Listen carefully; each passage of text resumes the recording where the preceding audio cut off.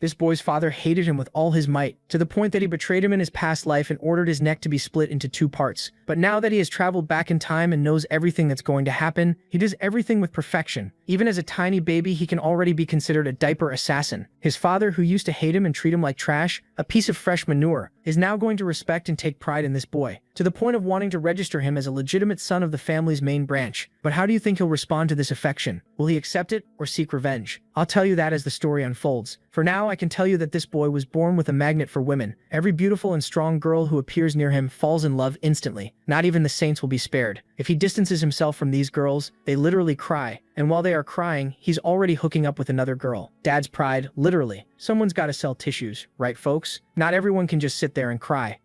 I'd venture to say this manhwa is a masterpiece. It's got revenge, it's got that father pride that makes us want to kill him. The story actually makes sense, there are plenty of epic scenes, and it also has that silly little romance. You'll find yourself constantly rooting for him to end up with a certain girl, only to be frustrated in the end. When the time comes, let me know if you got frustrated too, okay? Good night, girl. I'll see you tomorrow. This is Victor van Baskerville, the Hound of the Baskerville family. He dedicated his entire life to the family but was accused of associating with demons, and so his life ended at the hands of his dear father. In his final seconds, he thought that if he were born again, he would go after the rabbit and eliminate his prey, but he would never live as a hound again. Suddenly, his vision shifts. He has been reborn. And he was reborn alongside several noisy children. They were all now at the grand estate of the Baskerville family. The children wouldn't stop crying. Hugo Le Baskerville says all these rats are annoying. While walking, he thinks that there isn't a single special child this time around, but suddenly something catches his eye. The little piece of trash in front of him was quiet, so he ordered them to take that child to the Cradle of Swords. Victor knew that man was the one who caused his death. He was the patriarch of the Baskerville family, but now he appeared in his younger form. That meant Victor had returned to when he was a baby. Victor was born as an illegitimate son and received mediocre training. It's like Jon Snow. Here, a hound only needed to be devoted to the mission, be it assassination, intelligence, ambush, or threats. A hound needs to handle the dirty work. And that's how the Baskervilles became the greatest of the 7 families. The reason he stayed loyal before was that he wanted recognition from the family and from Hugo. 10 years after the portals to the demonic realm opened and humans won the war, the reward for the hounds who were loyal was execution. Of course, this time he'll do things differently. He wants revenge, but in this baby body, it's impossible. However, he knows the Cradle of Swords is the perfect opportunity for him to get strong. The Cradle of Swords is where the Baskerville family performs a judgment. Children are thrown into a labyrinth of swords. On the other side, they enter the river Styx, which is blessed. The longer they stay and the stronger they become. But there's a limit to how many children can receive the effect. In short, to reach the river Styx, you must first cross the sword labyrinth at maximum speed. Everything seems normal in this family. Nowadays, if you tell an 8-year-old to do the dishes, the police are probably showing up at your door. Victor was already there in the labyrinth. In his past life, he was pushed out by his brothers and didn't receive the effects. But this time, he has a target in mind, so things will be different. Throwing himself into the river, he thinks about monopolizing the water for as long as possible. It's looking like the fight over the Strait of Hormuz. The boy sinks like a nail. The water enters his body and bones through the cuts. Now he needs to endure as much as he can, even if it's painful. All the patriarch's vassals start saying he should come out, but Hugo just laughs at the situation. He asks John Barrymore, the family butler, how long the boy has been in there. The answer is 7 minutes. The patriarch, still laughing, says that 7 minutes is a lot, and that he'll probably die in there. Son, you may come out now, he says. The boy heard Hugo's voice, but he's not giving up yet. He needs to absorb as much as possible until the very end, but I think he absorbed too much, to the point of swallowing the water. He thinks he must stay firm, but maybe it's too late. Suddenly someone pulls him out by the leg. It was Hugo, laughing at the situation, saying the boy wanted more than he could handle, and even drank the river water. He stayed in there so long that even his teeth grew. Impressed, Hugo asks what the child's name is, and the butler replies it is Victor van Baskerville. Hugo is very happy and proud. A very greedy son was born into his family. On the other hand, Victor only thought that Hugo should enjoy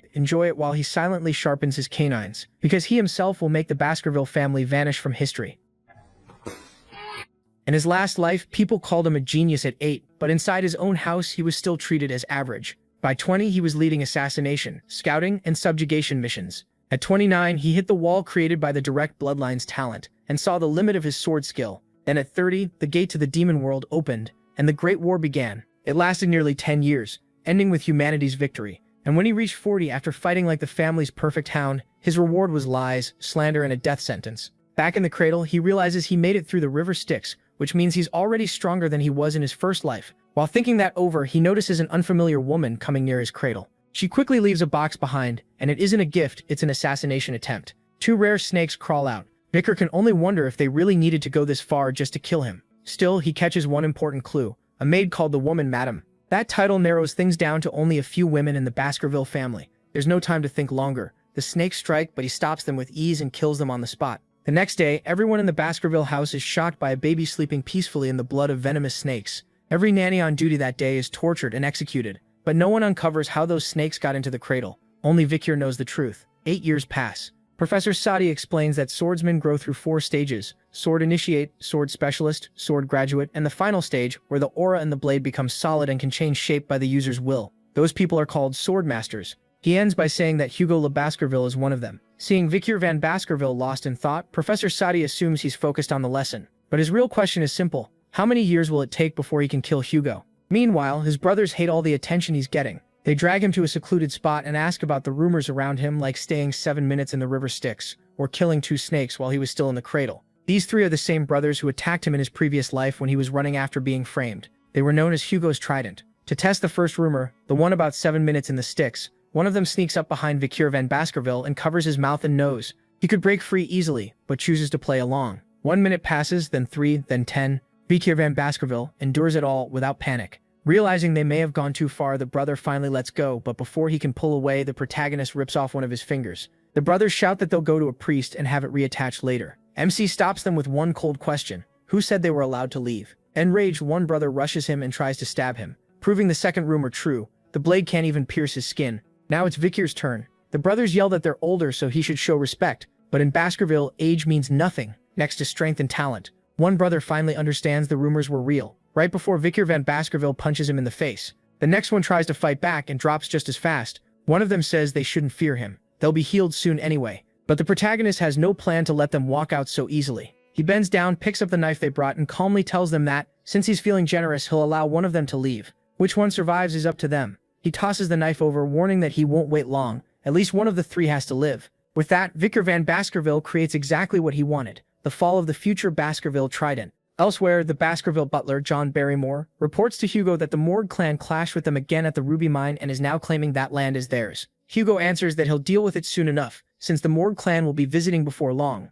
Once that is settled, he asks John if there's anything else. John brings up the school's midterm results and reports that Vikir van Baskerville ranked first in the written exam. He also says the practical test is in 5 days, and the castle's guardian knights have already left to prepare it. Hugo notes that this means the castle is almost empty, but John still has one more report. There was a serious fight between the young masters, the triplets, and Vikir van Baskerville. Hugo, surprised, asks how many died. John says none of them did, but the oldest lost most of his teeth. The middle one had his jaw crushed, and the youngest lost his left index finger. They're already being treated, but the damage wasn't just physical, it broke them mentally too. Hugo briefly wonders if they fought each other, then rejects the idea they were too close for that. John agrees and says another brother did it, the one a year younger than all 3, young master MC van Baskerville. Hugo calls for MC, and he appears right away. Hugo asks about what happened to the triplets. Without regret, he says they're already being treated. But Hugo isn't asking about their bodies, he means the way he shattered their bond. Since that day, they eat apart and no longer speak to each other. In the end, Hugo asks if Vikir thinks he did anything wrong.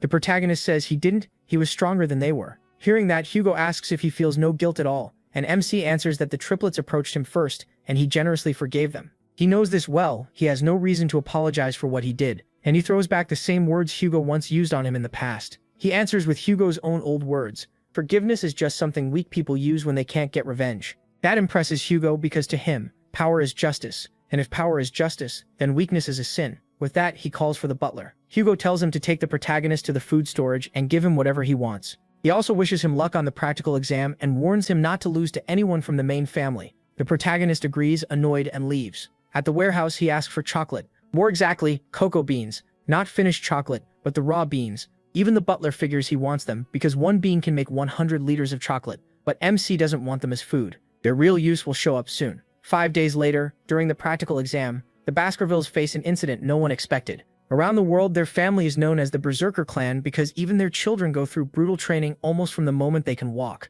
They climb mountains for endurance, and rest is only allowed at set times. At night, they even sleep beside demon corpses or live baby monsters to get used to harsh conditions. Because of that, the young hounds can handle incredibly hard tests. That's why people call them the Berserker clan. And now another test like that is about to begin on a mountain crawling with demon creatures. The instructor says the goal is simple: survive for 1 month and hunt demon creatures. There are also points to earn, and they only need to remember 2 things. The rewards are 10 points for saving someone's life, 30 if they do it without getting badly hurt, 50 for surviving after eliminating another participant, 70 for surviving while hunting demon creatures, and 90 for meeting every condition given in advance. Each student also gets a brooch, and stealing someone else's brooch earns extra points. Before starting, the instructor gives one warning: don't leave the restricted area. The Guardian Knights will score them in secret during the exam, so they're being watched the whole time. Nervous students whisper about Vikir and wonder if he'll do as well here as he did on the written test. Then the bell rings, and the exam starts. Some students rush for better ground, while others form teams to steal points from anyone alone. Even the triplets, still at odds, stay together. After the students leave, the instructor thinks about the test. It doesn't tell them to kill each other, but it doesn't ban it either. And since there's no penalty for certain deaths, everyone ends up trying to kill everyone else. The Guardian Knights, watching from the shadows, will only make sure the deaths stay to a minimum. One of those knights keeps his eyes on Vikir. Then he notices him heading into an unexplored area. Like everyone else, he wants to see what the protagonist can really do. But when MC gets there, he just says he can finally enjoy his vacation. The knight is stunned. While the others are fighting, Vikir is just relaxing. Thinking the boy only wants to hide, the knight leaves, disappointed. But that was exactly what he wanted. He knew someone was watching him. Using the cocoa beans to hide the smell of roasting meat, he finishes his setup. Now the hunt can begin. A few days later, he leaves camp and enters the unexplored zone. For him, though, this place isn't unfamiliar. In his past life, he'd been in places like this many times, and better than anyone, he knows this is Hellhound territory. Back then, he only fought one when he was 18, so for his current 8-year-old body, it should be far too much. Still, he knows a way even a child can kill a Hellhound, by using its weaknesses. Weakness 1. A Hellhound can only move well in a straight line, and struggles with curved movement. Weakness 2. Water. For some reason, demon creatures can't cross water, even in small amounts. That forces a Hellhound to slow down, come closer, and expose its fatal weak point, its open mouth while charging. So Vikir uses the chocolate beans. One bean can create 100 liters of chocolate, and chocolate is poison to dog-type monsters. Smirking, he says a Hellhound can't even beat plain chocolate. Then he kills it. By hunting demon creatures, his body gains karma or experience, making him stronger. When he swings his sword now, it already feels lighter. At this rate, he may recover his old strength before he even becomes an adult. After that win, he can only wonder how Hugo will react when he learns Vikir killed a demon creature ranked B+ in danger. But while he's thinking, more enemies appear, more Hellhounds. After cutting off the first one's head, he gets ready to fight again. Then the dogs suddenly hesitate. They look afraid, which makes no sense. These monsters would rather die than bow to prey. Then a far worse enemy appears, a Cerberus, ranked A+ in danger. But Vikir quickly spots something odd. It's injured and covered in arrows. After a moment, he figures the barbarian tribe from the other side of the mountain must have done it. To Vikir, this is a huge chance, even if he has to show every card he's been hiding. Until now, he's kept his true skill hidden from the Baskervilles. His swordsmanship is already at master level. Right now, he has strength the other students won't reach until they're adults. Trusting that power, he charges the Cerberus and attacks with precise, expert skill. Since it's wounded, he's sure he can kill it. Vikir believes his weapon is enough to hurt the Cerberus, but for one careless moment, he leaves an opening, and the Cerberus strikes with its claws, shattering his sword and smashing into him. The blow sends him flying into a tree and knocks him out. His arm screams in pain, but thanks to the river Styx, it stays in place. If it had been anyone else, even weakened, the Cerberus would have done far worse damage. Now he understands better than ever how dangerous this is. Another hit might kill him, so the best choice is the 36th stratagem: run. So that's exactly what he does. If the Cerberus weren't injured, it would have caught and torn him apart. Vikir runs with everything he has. He can still make it if he reaches the place he prepared. If the monster catches him first, he's dead. Just a little farther, and he makes it. Almost like a miracle, he reaches it. The creature falls into his trap. He built it for a pack of Hellhounds, so even Vikir is surprised it works on a Cerberus. Since it's also a dog-type monster, the trap works. The spears are coated with chocolate bean extract. Even though that poison should be fatal, the high-level beast still stays on its feet. So for the final strike, Vikir throws a spear at it. The hit bounces off, but the spear carried blood mamba venom. And after 7 steps, just like the stories say, the poison creature dies. All 3 heads collapse. Now the problem is figuring out how to carry it. But before that, he remembers Cerberus are guardian monsters. That means they protect territory, so there must be a dungeon nearby that it was guarding. Vikir covers himself in the Cerberus' scent, so most monsters will leave him alone. Following the trail the beast made before it reached him, he finds the dungeon. He'd seen this place in his past life at 18, but it had been empty then. Now it's different. The whole place reeks of corruption and mana. It clearly hasn't been explored yet, so he heads inside. After walking a bit, he finds a lit chamber deeper in the dungeon. In the center is a ruby giving off the light.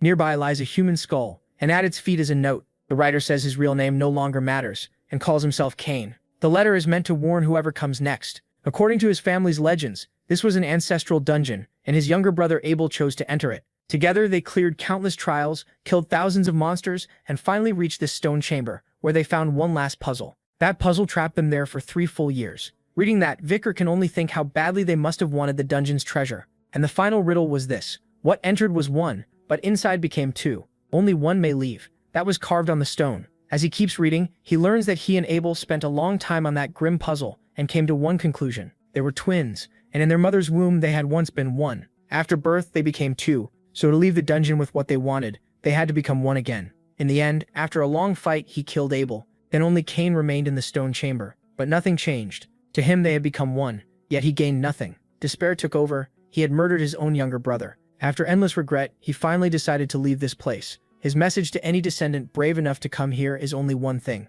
leave immediately. When Vicar finishes reading, he realizes something is wrong. He entered the dungeon alone, and he isn't a twin. So Cain and Abel solved the riddle the wrong way. Thinking it over, the protagonist sees the real answer. Their conflict kept them from understanding it. But to MC, the truth is obvious. The answer to the riddle is the dungeon itself. He entered as 1 with the dark, but the ruby's light split him into 2. If darkness makes him 1 again, then the answer was his shadow. That's why the brothers ended up killing each other. The relic from the demon cave could only be drawn by someone from the Baskerville bloodline. Reading that, he remembers seeing this sword in an old myth book back in his past life. It was Beelzebub, the gluttony fly. The old legend spoke of demons that once invaded the continent. 7 disasters called the demonic constellations. To stop them, the heads of the 7 great clans had to fight back. The enemy faced by the Baskerville leader was Beelzebub, the gluttony fly. After it was defeated, its remains were sealed inside Baskerville land. In the present, nobody believed that story, but it was real, and in the future this sword would end up in demon hands, not in this life. With that in mind, he tries to pull the sword free, but it doesn't come out. Instead, it sinks into his hand. Getting the item like this was unexpected, but he only wonders how much stronger it can make him. Once he finishes in the dungeon, he's ready to leave. Then dizziness suddenly hits him. He quickly realizes the thing in his hand is hungry. His hand starts guiding him on its own toward the corpse of the first infernal dog he killed. Then the thing begins sucking blood like it's been starving forever. He stops to think and realizes the dead trees and dried land here may have been caused by Beelzebub's insane hunger. How much would it take to satisfy this thing? He also recalls that Beelzebub could steal an enemy's abilities. It could keep taking powers for itself, and anyone robbed of them was left ruined. Still, maybe 3 is the limit it can take from 1 corpse. From the infernal dog it stole hemorrhage, a skill that makes even tiny wounds pour out huge amounts of blood. It also took incineration and regeneration. That regeneration, though, came from the corpse of a rat beneath the Cerberus. After getting the demonic weapon ready for testing, he finally relaxes. With all the young hounds gathered, the practical exam ends, and the results are announced right away. The monster corpses were turned into things like necklaces, shields, and swords. Then they were handed back to the students, and one corpse in particular drew attention. The one Vicar brought after wandering into an unexplored area and killing a Cerberus by accident. Hugo can barely believe it. A Cerberus is a demonic beast even Guardian Knights struggle to handle. People also say it had been injured and poisoned. When he is asked about it, he only says he's tired and heads back to the dorm. That just makes Hugo admire how sharp he is. To Hugo, knowledge is power, and power decides a person's worth. The butler is shocked too, but for another reason. He thinks the boy's talent came from the Van side, not the Law or Lemmy side. He assumes Hugo is surprised for the same reason, but Hugo says no. He's not like the other patriarchs, and doesn't care about bloodlines. What matters to him is talent and will. It doesn't matter if someone was born to a noble woman or an impure one. Then the butler reveals something we hadn't known before, adding that weak people can come from fine blood too. Hearing that, he wonders if Hugo means the second son he's training in secret. After that, the talk ends and Hugo calls for Vicar. Once he arrives, Hugo asks right away how he killed the Cerberus. The protagonist answers plainly. He fed it chocolate. Since it's a dog-type creature, chocolate works like poison. The butler watches in silence, thinking it's hard to believe this is a father and son talking. They barely greet each other before jumping straight into business. Hugo then asks why MC ignored questions about the hunt. Vicar answers that Hugo isn't his master, so Hugo asks who is. He says it's the patriarch himself. Pleased, Hugo rewards him by giving him the entire corpse of the demonic beast he killed, and for taking first place in the practical test, he also grants him one wish. That's exactly what the protagonist wanted to hear. His request is access to the library of 10,000 books, deep inside the main Baskerville castle, one of the biggest libraries in the Empire. Hugo asks if he understands that only the patriarch, the vice-patriarch, and members of the main house are allowed in. Thinking the request will be refused, MC starts to back off. But to his surprise, Hugo agrees. He even suggests he read Baskerville Fencing 6th Prey. That makes Vicar tense up. No illegitimate child had ever been allowed to read past the 4th Prey. Still, he calms down quickly. In the end, it's only the 6th Prey. Hugo himself has only reached the 7th, while in his past life, the protagonist made it to the 9th. Even so, he can never forget the contempt he suffered for being illegitimate. This time, he will surpass Hugo. What he truly wants is the sword scripture holding the Baskerville's real pure core. That text was only found later in his previous life, and it had been written by the first Baskerville patriarch, the man who killed the 7 calamities. And this time, Hugo Le Baskerville will place it in his hands. With their talk over, Hugo wishes him luck. Bakir thanks him and leaves. Not long after, he heads for the library. When he arrives, he's stunned. It's his first time seeing it with his own eyes. This place holds all kinds of sword manuals he once dreamed of learning. In the Baskerville clan, no matter how much mana you have, an illegitimate child can't study past alluring prey. That rule exists to keep the hunting dogs from turning their claws on the direct heirs who will one day be their masters. When he finds the 6th prey manual, he still can't believe Hugo told him to read it. Maybe Hugo thinks he can't memorize much in one day. In his past life, Bakir obsessed over the theory behind the 1st through 4th techniques. He studied so hard he could even guess parts of the 5th, though he never truly learned it. But now he wants something far beyond that. As he moves deeper inside, the guards are surprised, thinking he's already about to leave. They even wonder if he forgot something, and want to fetch it for him. But he says he's just going to skim a few other texts, so they can ignore him and keep working. The guards think the section he's heading to has nothing important, but Bakir didn't come here for nothing. A hidden treasure is waiting there, and they have no idea. After searching for a bit, he finds it right away. Alluring Prey. A basic first claw manual not even Baskerville children bother reading. Its torn pages make it look like worthless junk, but Bakir knows that isn't true. Before he died in his past life, his hunting unit found a strange relic in the border dungeon. It was part of a Baskerville scripture. Hugo noticed something odd about it and ordered a search through all 10,000 books in the library. The hidden text explained how to reach the 10th prey. Obsessed, Hugo sent the hunting dogs to recover the 6 missing pages. That search revealed the rest had been hidden among the other 7 great clans, which nearly pushed Hugo into war with them. He sent the hunting dogs after anyone who stood in the way, and after huge sacrifices, they finally delivered every missing page to Hugo, and the reward for that was nothing. Remembering it all, Bakir burns with anger. Because of their efforts, Hugo rose past the 7th prey and reached the 9th by using the hunting dogs like fuel. But not this time. The one who gathered those pages for Hugo was MC himself, and because of that he remembers all their contents. The only reason he never went beyond the 4th prey was that he had never seen the original text. In his past life he stood at the 4th prey and had already reached a high aura rank. Thinking it over, he vows to regain the strength he had before, even before he turns 15. That goal drives him, so he spends the entire day reading until he knows the whole book so well he could recite it backward. Soon he notices the guards are gone. That's when he gets ready to use at least the 5th prey. His body is still a child's, so it won't be easy. He focuses and starts the technique, striking with the 1st, 2nd, and 4th Baskerville prey. Before going back in time, his past life was brutal. Even though he reached the highest aura rank, he only did it through endless effort. The main house still mocked him, because he couldn't learn the swordsmanship meant for them. The only reason he never reached the 5th prey or beyond was that he was illegitimate. This time, things will be different. He refuses to live like that again. Right there, he reaches the 5th prey. It's still incomplete, but he managed to unleash it. Warmth fills his chest at that moment. He almost wants to cry from joy after finally reaching the 5th prey. For the first time in Baskerville history, a hunting dog was growing this fast and aiming for his master's throat. Now he just needs more mana, and he can already feel his core expanding. Bakir can tell how far he's climbed. In his last life, he only reached this level at 30. Now he's done it at just 8. A graduate swordsman is on a whole different level from an expert, especially in mana control. His mana is denser, easier to shape, and his sword skill has improved too. Still, he has no plan to stop at the 5th prey. Now the path to the 10th prey is open to him, a style with endless room to grow. Before, all he had was the skinning fong technique, which only boosted speed and strength. That style had clear limits. Alluring Prey is different, a complete sword art with both offense and defense, and no real cap. Bakir figures that if he stays focused, he can even handle a mid-level graduate. For assassination, he sees his success rate as perfect. In a straight fight though, that drops by half. His next problem is how much power to show Hugo. Too much or too little would both be bad. He still wants the rewards that come with Hugo's expectations. Then he makes his move. Bakir burns the book of the 10th prey, making sure no one else can learn what he did. But the guards catch him right away, and he quickly apologizes, calling it a careless mistake. The guards tell him not to blame himself, and say they failed to watch over him properly. He brushes it off, saying they were just ordinary books and not worth worrying about. Since bigger matters need attention, he suggests they all pretend this never happened. Touched by their young master's kindness, they thank him. After apologizing one more time, he leaves the library.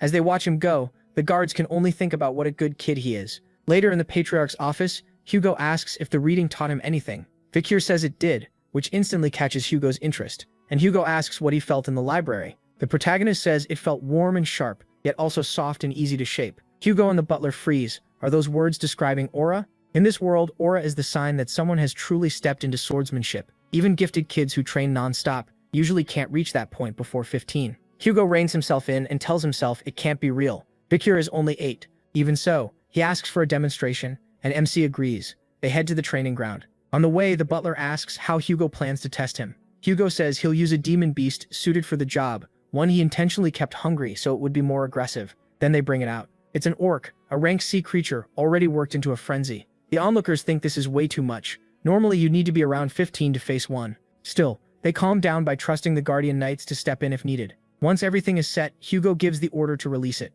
Driven mad with rage, the orc locks onto its target. Vicar doesn't panic. He stays perfectly calm as it charges. At the last moment, he slices off one arm, then a leg. That should have been the moment the orc's fast regeneration kicked in. But because of Vicar's infernal dog hemorrhage effect, the wound won't close. Everyone is stunned. How can an 8-year-old do this? Hugo, though, still isn't satisfied. He notices right away. Hugo wants to see what he gained from the library. So the protagonist reveals an aura blade and kills the orc in an instant. Now Hugo is truly shocked. That was the aura of a low-level swordsman, something an 8-year-old shouldn't be able to use. The butler congratulates Hugo on having such a prodigy. He even says that among all the clans in the Empire, there's never been a genius like this. But Hugo resists the idea, saying the orc was strange, it kept bleeding and was already badly weakened. Then Vicar walks up and asks if they have anything stronger than an orc. The students, already terrified, can hardly believe what they just heard. MC wants to reveal a little more, just enough that his talent gets recognized and he can gain some distance from Hugo. For instance, he might get sent to the jungle or admitted to the academy. Hearing the request, Hugo says the orc really wasn't enough to fill his son's appetite.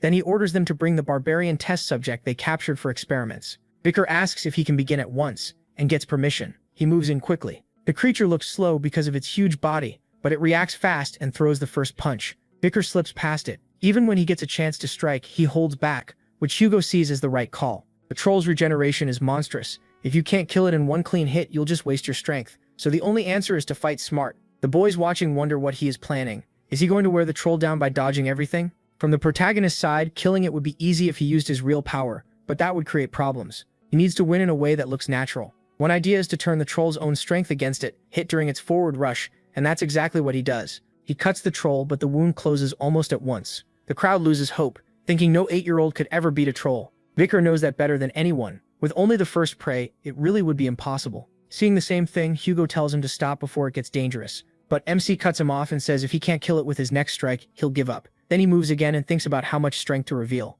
But he's already made that choice. He'll show just enough to make it seem like sudden enlightenment. Wondering how shocked Hugo will be, Vicar lands a fatal strike and takes the troll's head clean off. Everyone is left speechless. A true irregular has appeared. A week later, he grumbles that he can't stand this food anymore. Still, a lot around him has changed. Now everyone avoids getting near him, and from the troll fight, he picked up a new skill, Ultra Regeneration. While he's lost in thought, the triplets suddenly show up. Vicar asks if the beating they got wasn't enough, but they only came to say how awesome it was when he killed the Cerberus and the troll. Before he can ask what they mean, the butler appears too and says the Patriarch wants him immediately. Not long after, a carriage arrives at Baskerville Castle. Inside the Patriarch's meeting room, the guest is Adolf, head of the Morgue Scarlet clan. They've already been talking about this year's annual event, which the two clans handled together. Hugo even mocks the Morgue Scarlet children for making a fuss over a few scratches. Adolf answers that the Morgue Scarlet clan is noble and refined. That's the current mood between the Empire's famed magic clan Morgue Scarlet and the Iron Sword clan Baskerville. But it wasn't always this bad.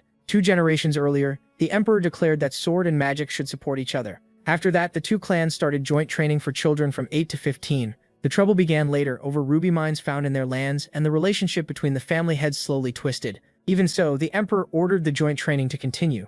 Adolf says he's heard rumors of a genius rising in the Baskerville clan. Hugo thanks him. That alone surprises Adolf, since Hugo rarely praises any child. Then Adolf says his clan has been just as lucky and calls Camo inside. The doors open, revealing Camo, the daughter of Adolf's eldest sister. He tells her to greet Hugo, but instead she asks if he's the thief who stole their ruby mine. The whole room is stunned. Hugo repeats thief in anger, while Adolf tries to step in. But Camo says Uncle Adolf himself called Hugo a pathetic bearded man just a few hours earlier. That pushes Hugo to tell Adolf to teach his niece some manners. Camo doesn't back down and demands the mine be returned because she needs those rubies for her research. Hugo snaps and orders her to be quiet. Adolf jumps in, asking if this is how he treats a child, even mocking the Empire's sword saint for bullying an 8-year-old girl. Then someone cuts in, saying it seems the Morgue Scarlet clan never taught its children not to desire what belongs to others. It's Vicar, speaking as he steps through the door. The butler announces young master, the protagonist Van Baskerville. Adolf studies the boy from a distance, then notices his niece is no longer beside him. She's already standing in front of Vicar,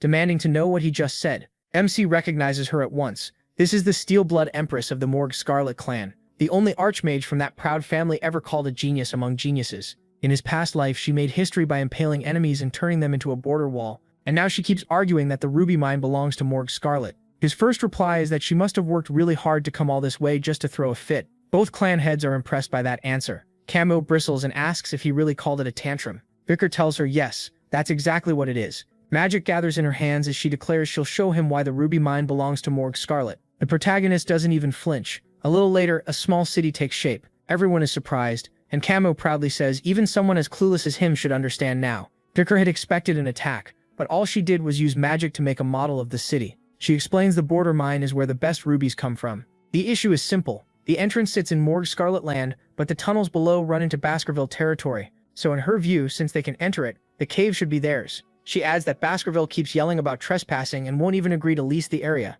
That makes Adolf praise his niece for being clever. Vicar says ruby ore is mainly a magic material, and the Baskervilles don't really need it. Then he adds that she's only this desperate because no one on their side is dumb enough to rent out land for pocket change. She snaps that he just admitted the rubies mean nothing to them, and he confirms it. What they care about is their border, so they're sending her back. As far as he's concerned, the only trespassers here are Morgue Scarlet. That sends her into another angry explanation. She starts pointing around, saying this side is theirs and that side is hers. Then she steps over the wall and asks whose arm is this now. Vicar asks if she really wants that answer after crossing into Baskerville land, then grabs her arm. With a grin, he says it's his now. She freezes, blushes, and struggles while asking why she belongs to him now. After calling him an idiot, she gets cut off when he asks who said she did. Then he pulls the knife at his waist. Even Adolf and the butler are surprised as Vicar calmly says he only meant her arm. Camus instantly locks up. Even Hugo is startled by how far MC is taking this. He isn't bluffing at all. Realizing that, Camus starts screaming for her uncle. Adolf angrily orders Vicar to back away from his niece.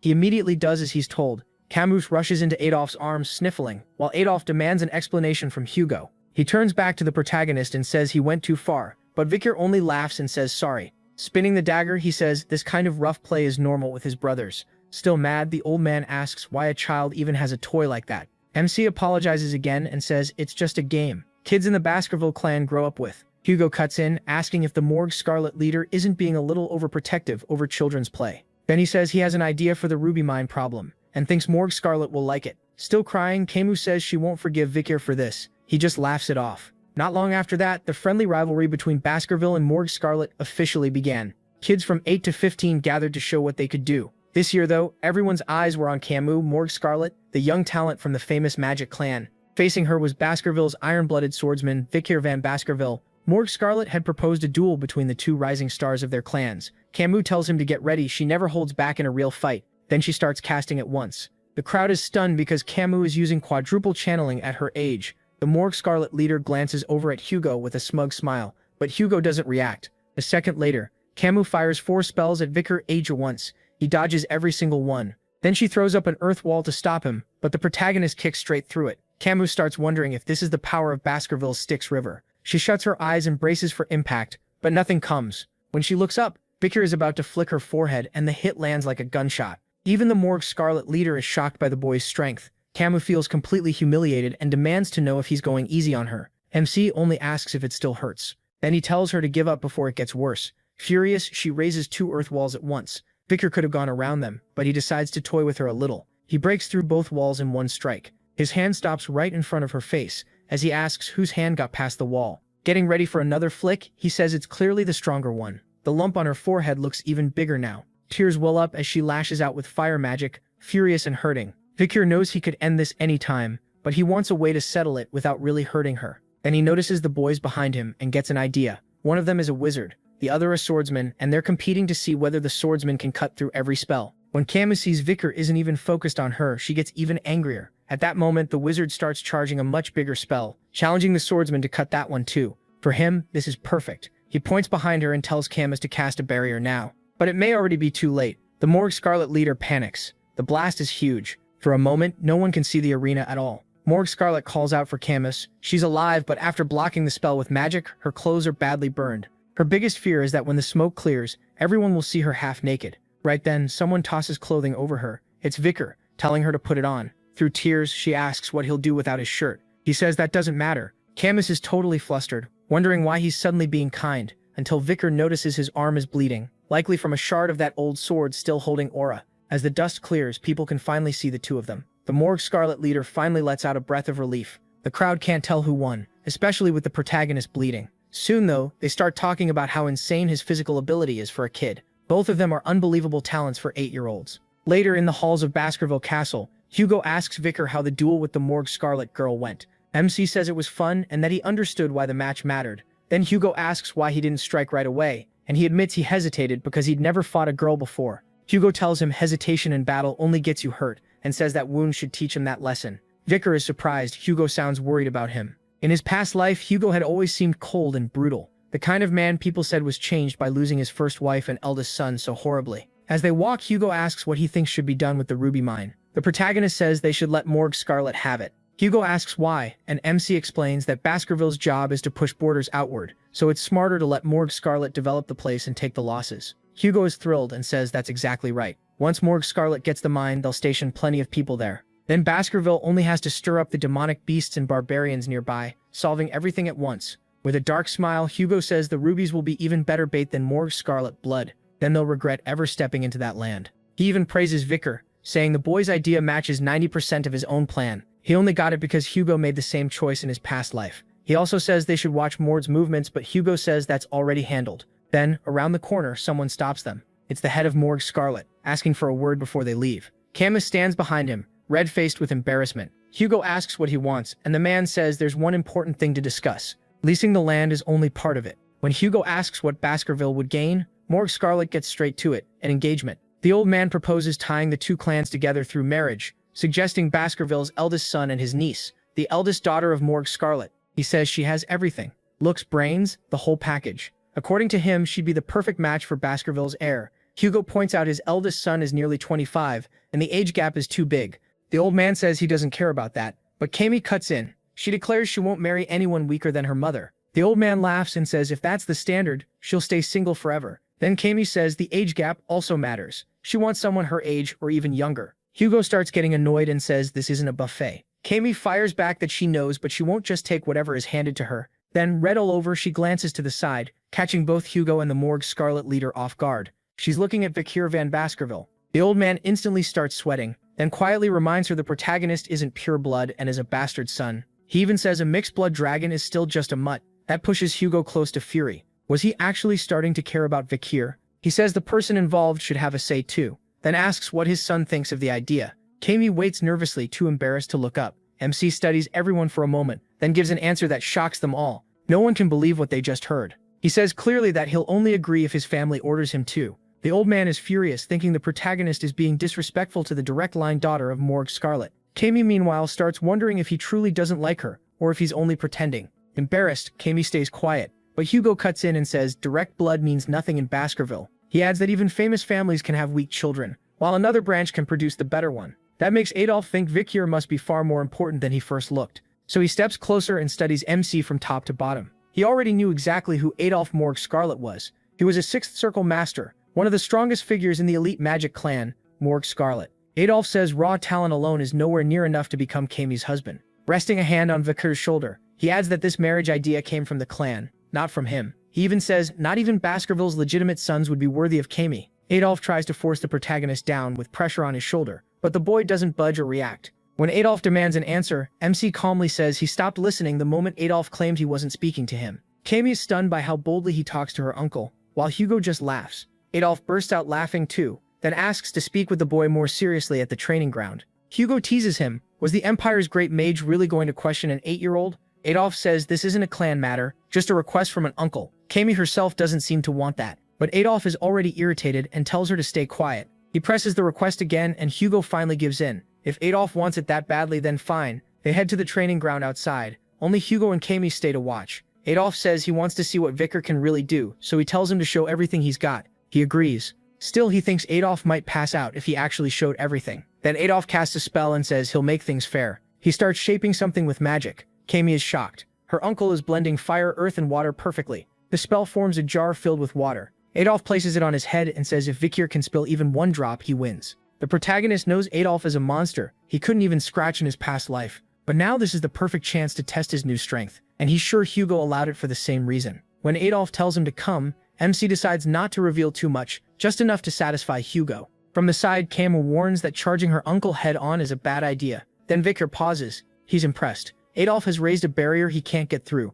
calling shield magic the best answer to a swordsman. Without outstanding aura yet, breaking through it would be hard for the protagonist right now. Then Adolf casts another spell. Now he attacks. Fire spears rush in from every direction and Cam protests. He never even used this much against her. Adolf asks a little sadly whose side she's on. Hugo, though, notices the spells are still slow enough to dodge, so he doesn't step in. Victor quickly realizes this isn't a real problem. He has the body of his 8-year-old self, but all the experience from before his return. That should be enough to make Adolf lower his guard. Maybe even enough to kill him. MC swings with all his strength at the barrier. Adolf says he can try 100 times. His sword will never break that shield. Victor ignores him and keeps striking the exact same spot. Soon cracks appear. Adolf notes that the boy is like a machine, landing every hit in one place. He admits his swordsmanship is impressive, but there's still a problem. The sword itself can't endure a barrier of this level. So Adolf mocks him for forgetting to think about his blade's durability too, while he keeps talking on and on. Meanwhile, Hugo and Camu are completely stunned. Adolf says Victor has talent, but still needs a lot of work before becoming Cam's fiancé.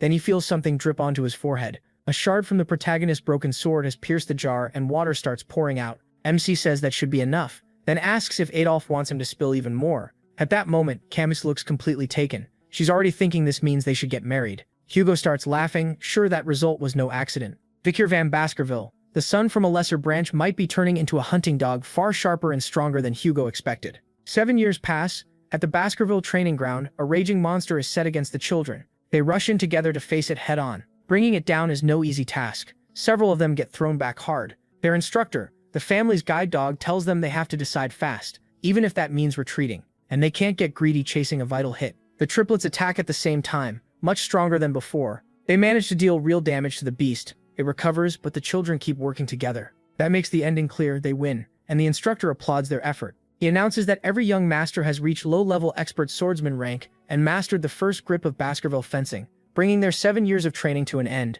Still, he warns them that the ox bear they fought wasn't anywhere near the strongest, and even he couldn't beat an old powerful one alone. He wants them to understand today's enemy was only a small taste. Death is always closer than it seems, so they must overcome it with the talent in their blood. With that, he ends his lessons and congratulates them on graduating. The children salute their teacher with respect. Later, they talk about which knight order they'll join. The Baskervilles have 7, covering roles like guarding, investigating, protecting, assassinating, suppressing, and direct combat. Then they suddenly notice someone heading off alone. They're talking about Victor van Baskerville, the prodigy of this generation. He killed an ox bear even bigger than theirs by himself. He's also a high-level expert swordsman who reached the 3rd grip of Baskerville fencing. But in the protagonist's mind, all of this came slower than he wanted. His real level is already an intermediate-ranked graduated swordsman at the 5th grip, and it still took 7 full years. That's beyond where he was before regressing, at least in swordsmanship, but his growth still feels too slow. Then someone calls for him. It's the butler Barrymore, telling him the family head wants to see him. Barrymore adds with a smile that Victor's place must have finally been decided. So the moment arrives. MC greets Hugo and says it's been a while, but quickly notices something off. He asks about the scar on Hugo's nose. Hugo explains he got it while fighting a barbarian tribe at Mount Rouge. A woman skilled with the bow landed the hit. Victor asks if Hugo caught her. He says no, but he did leave the same kind of scar on that woman's face. Then Hugo changes the topic and congratulates him on finishing his training. The protagonist thanks him, but his mind goes back to the past. In his previous life, this was when he became an apprentice knight for the Pitbulls and got sent to Mount Rouge for 21 brutal months of life-and-death battles. Back then, he was treated like a useless dog meant for the front lines. At 15, Baskerville children are split into elites and disposables. The disposables die on battlefields, while the elites learn politics and administration. The line between them is crossed with one thing: the 5th grip of Baskerville fencing. That's why, in his past life, he stayed stuck at the 4th grip. So Victor thinks there's no way Hugo would let a bastard son like him join the elite track. But then Hugo surprises him. He says MC will handle management and law in Baskerville territory, keeping order and dealing with matters both large and small. He can hardly believe Hugo is placing a bastard son among the elites. Hugo says Victor's achievements put him at least 10 years ahead of other geniuses, so he deserves proper treatment. His new post will be vice-consul of a city called Undergog. The protagonist says he'll accept his father's wish, but first reminds him of the reward promised after the match with Adolf Morg Scarlet, and asks to claim it now. He wants to borrow something, leaving the butler surprised. MC says Hugo can refuse if it's too troublesome, but Hugo stamps the paper and says it's no big deal. He'll trust his son not to do anything foolish. Victor says he won't cause trouble, Still, he's not used to Hugo openly calling him his son or granting his request so easily. On the way back, the butler walks with him, then calls out to him again. He says the family head values him greatly. After all, Hugo didn't throw him straight into real war, he practically handed him the consul post in Underdog. Since the consul seat is still empty, it's clear Hugo thinks highly of him. Still, Vikir snaps back that he'll only deserve it if he can handle the job of vice consul. To him, this post means nothing. It won't wipe away the past, he still remembers his head falling at the guillotine. In his heart, he swears Hugo Baskerville will suffer the same fate. Then the story shifts to Baskerville land. In Underdog, an old worker warns everyone that the new vice consul arrives tomorrow, so the place needs to be spotless. He also reminds them the boy is coming from the main castle, so they need to be extra careful. One employee nervously wonders what kind of person the new vice consul will be. The other brushes it off, saying he's just a 15-year-old kid. They're still making fun of him when someone walks past. A boy grabs him at once and says he can't just wander around there. Vikir turns with a glare and orders him to let go. Then he shows them a document, and both freeze. That's when they realize the boy in front of them is the new vice consul, and his first order is to bring alcohol and women right away. He says he'll be hosting a party soon, leaving both men stunned. Not long after, the banquet is prepared. Soon the place is full of cheerful guests chatting away. The one running Underdog is Chihuahua Baskerville, and he's sickened by what he's seeing. He can't believe the new vice consul is throwing a party on his very first day. To Chihuahua, this proves the boy is reckless. The city is already in trouble after the last consul took bribes, so he angrily says that if Vikir wants to ruin Underdog, then let him try. Right then, the protagonist appears behind him and coldly asks if he's the manager. Startled, Chihuahua quickly introduces himself. The first thing MC notices is that Chihuahua has no middle name, which tells him he isn't part of the clan by blood. He's just an employee, not family. And to Chihuahua's surprise, Vikir says he likes that. He explains that since Chihuahua was born and raised here, he should know this city better than anyone, so he says he won't meddle in his work and wants him to keep doing his job. At first, Chihuahua can't figure out what's going on. He even wonders if he's being mocked, but that makes no sense when this same boy is busy throwing a party. Vikir then says the federal laws are mostly fine, but the judicial system has some strange holes. That shocks Chihuahua.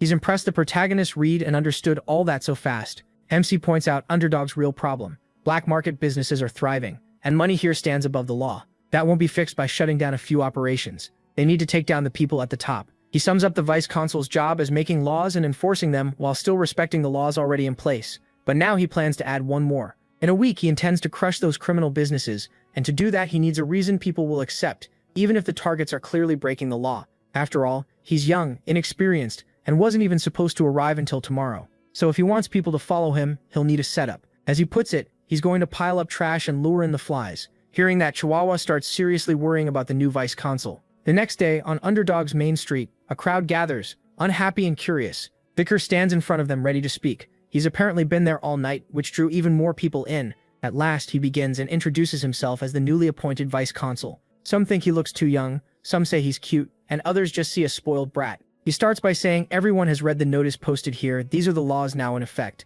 He hasn't added anything new. Even with a new vice consul, the city's standing laws still remain, and the crowd starts protesting. Chihuahua jumps in, furious, demanding they remember who they're speaking to. The new vice consul came from the Baskerville main castle. The noise dies down, and Vikir gets what kind of crowd he's dealing with. Then he picks up an iron rod. That alone puts everyone on edge. With one motion, he drives it deep into the ground, and the crowd panics. He planted it so easily that everyone is stunned. Then Vikir declares that by his authority as vice consul, he's creating a new law, a very special one. Article 1 of the protagonist's special law. Whoever pulls this out gets 100 million gold. Both the officials and the townspeople are left speechless. They can't believe he just offered 100 million for pulling out an iron stake. That's the law. Remove the rod, get the money. For a normal person, that's about 4 years of wages. No one can believe their ears. Vikir asks if nobody wants the reward. When no one answers, he raises it. Now the person who pulls it out will get 1 billion coins. This time people even laugh. One citizen tells him to stop fooling around. 1 billion isn't something you joke about.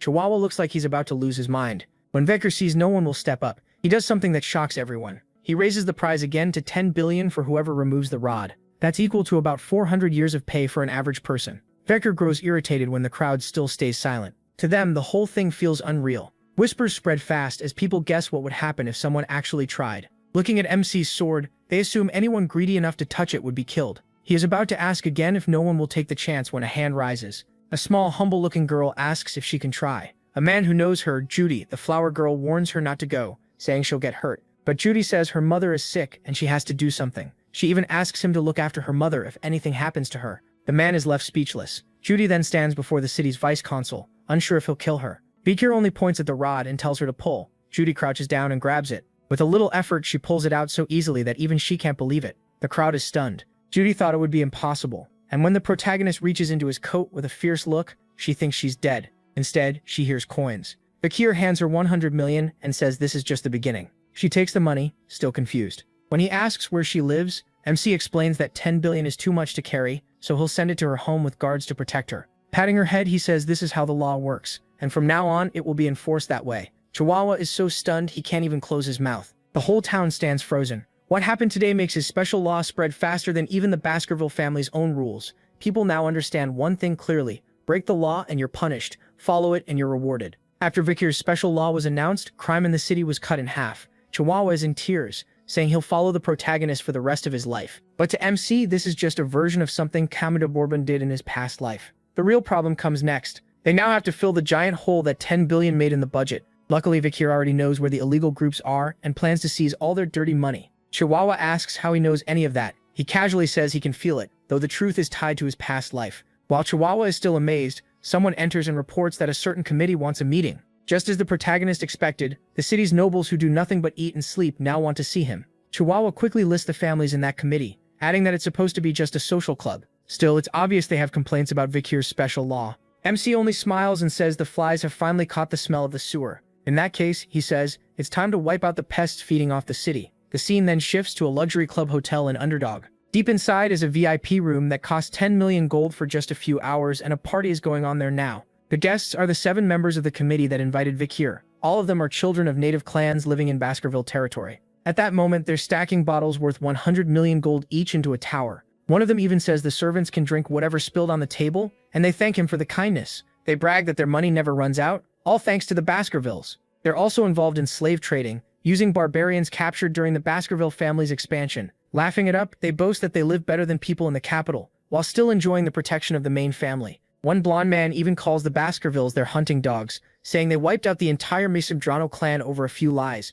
bringing one of the 8 clans to ruin and leaving only 7. Before long, the talk turns to the new vice-consul. Since he's young and threw a party the moment he arrived, they assume he'll be easy to get along with. Their plan was simple: throw a wild party with the priciest drinks, stick Vikir with the bill, then laugh it off as a joke so he'd owe them. Right then, a servant announced the girls had arrived. But something felt off because a man had come in who wasn't invited. The butler grabbed the boy by the hair, and a second later his arms bent back like they were snapped around. One of the nobles demanded to know who had walked in. The answer came: Vikir van Baskerville. Shocked that the vice-consul was actually there, they asked why he came. He just said they invited him, so he showed up. They laughed nervously, praised how fast he moved, and quietly talked about making him cover the drinks, until the protagonist, already furious, put a hand on the table and sent a shock through it with resonance, toppling the huge tower of bottles worth millions of gold. At that moment, the blonde noble realized something important. The boy in front of him, only 15, was already skilled enough to use resonance at a graduated level. The noble started wondering if they could take him, but quickly understood they had no chance.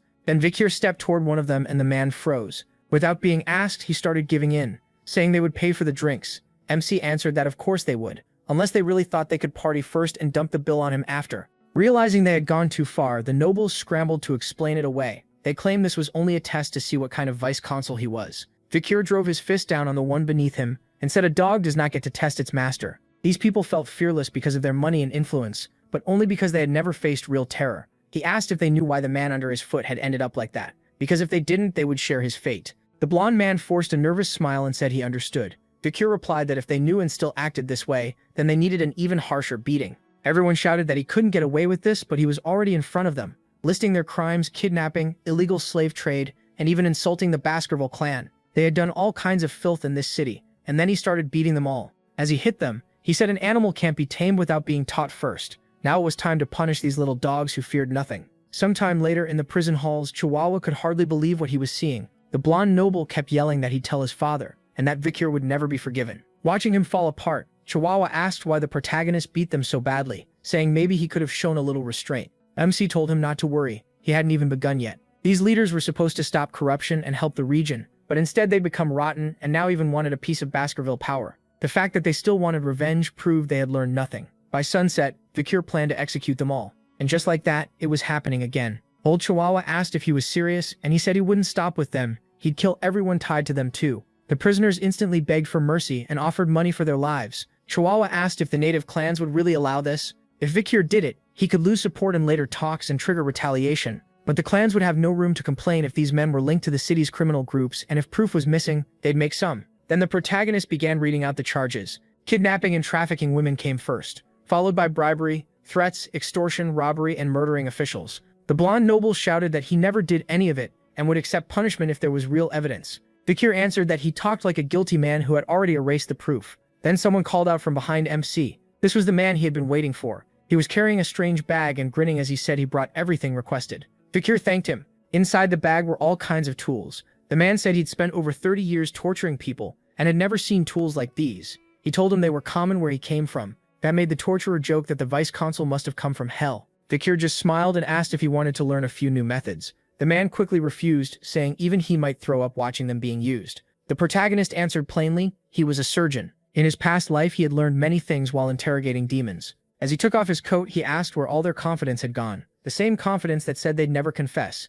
With a smile, he told the prisoners not to say a word, because he wanted to draw those memories out very slowly. News spread fast. The 7 rich criminals had all been arrested together, and people everywhere were talking, saying the new vice-consul wasn't likely to let them slip away. Others thought they'd still survive, because they were children of the native clans. Everyone knew the law said these crimes meant death, but almost no one believed Vikir would really carry it out. Public opinion split down the middle. This was a power fight between the new vice-consul and the native clans, and most people thought it would end fast if those clans bowed a little. So, just as expected, every native clan sent a small apology gift to the new vice-consul. The local powers chose to bend, and people assumed the arrested trash would be released after a light scolding from their parents. But that isn't what happened. That day, 7 heads were put on display in the town square, packed in salt and twisted in agony, as if they had suffered until their final breath. Above each head, the crimes they were executed for were written out. The whole city was horrified. Vikir, though, said no one should be surprised. The laws had always been there. What mattered was that this time the people punished were famous native nobles,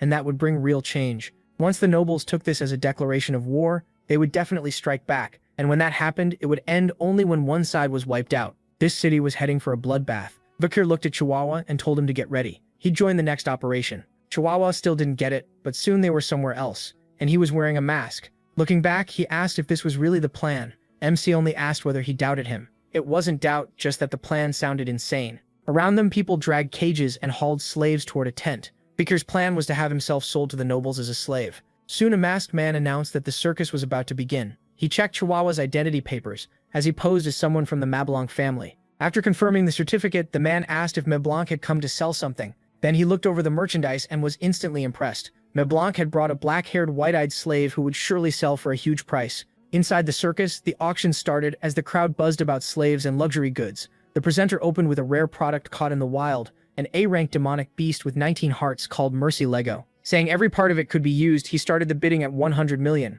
The price quickly shot past 200 million and finally sold for 250 million. Then one slave went for 200 million, another for 100 million, until a vassal told the presenter what the next item was. He looked stunned and warned them not to blame him if it didn't sell. Then he announced a special slave brought straight from the jungle. She was from the Battle tribe in Rouge Mountain, a barbarian of the Balak tribe. He pitched her as a fun wild slave to break, but when no one cared, he opened at 5 million. No bids came, so he dropped it to 3 million, then even to 1 million while saying they'd take the risk. Still, nobody wanted her, so the masked man ordered her taken away. The slave fought back, but a brute knocked her out almost at once. Apologizing for the disturbance, the presenter promised to make it up to them with the finest item of the day. The moment that slave stepped onto the stage, the nobles lit up. It was Vikir van Baskerville, though of course none of them knew it. The presenter bragged that this one was special. Rare black hair, red eyes, and so obedient that handcuffs were all they needed. Before he could even name a starting price, a noblewoman shouted 600 million. Another bidder cut in with 800 million,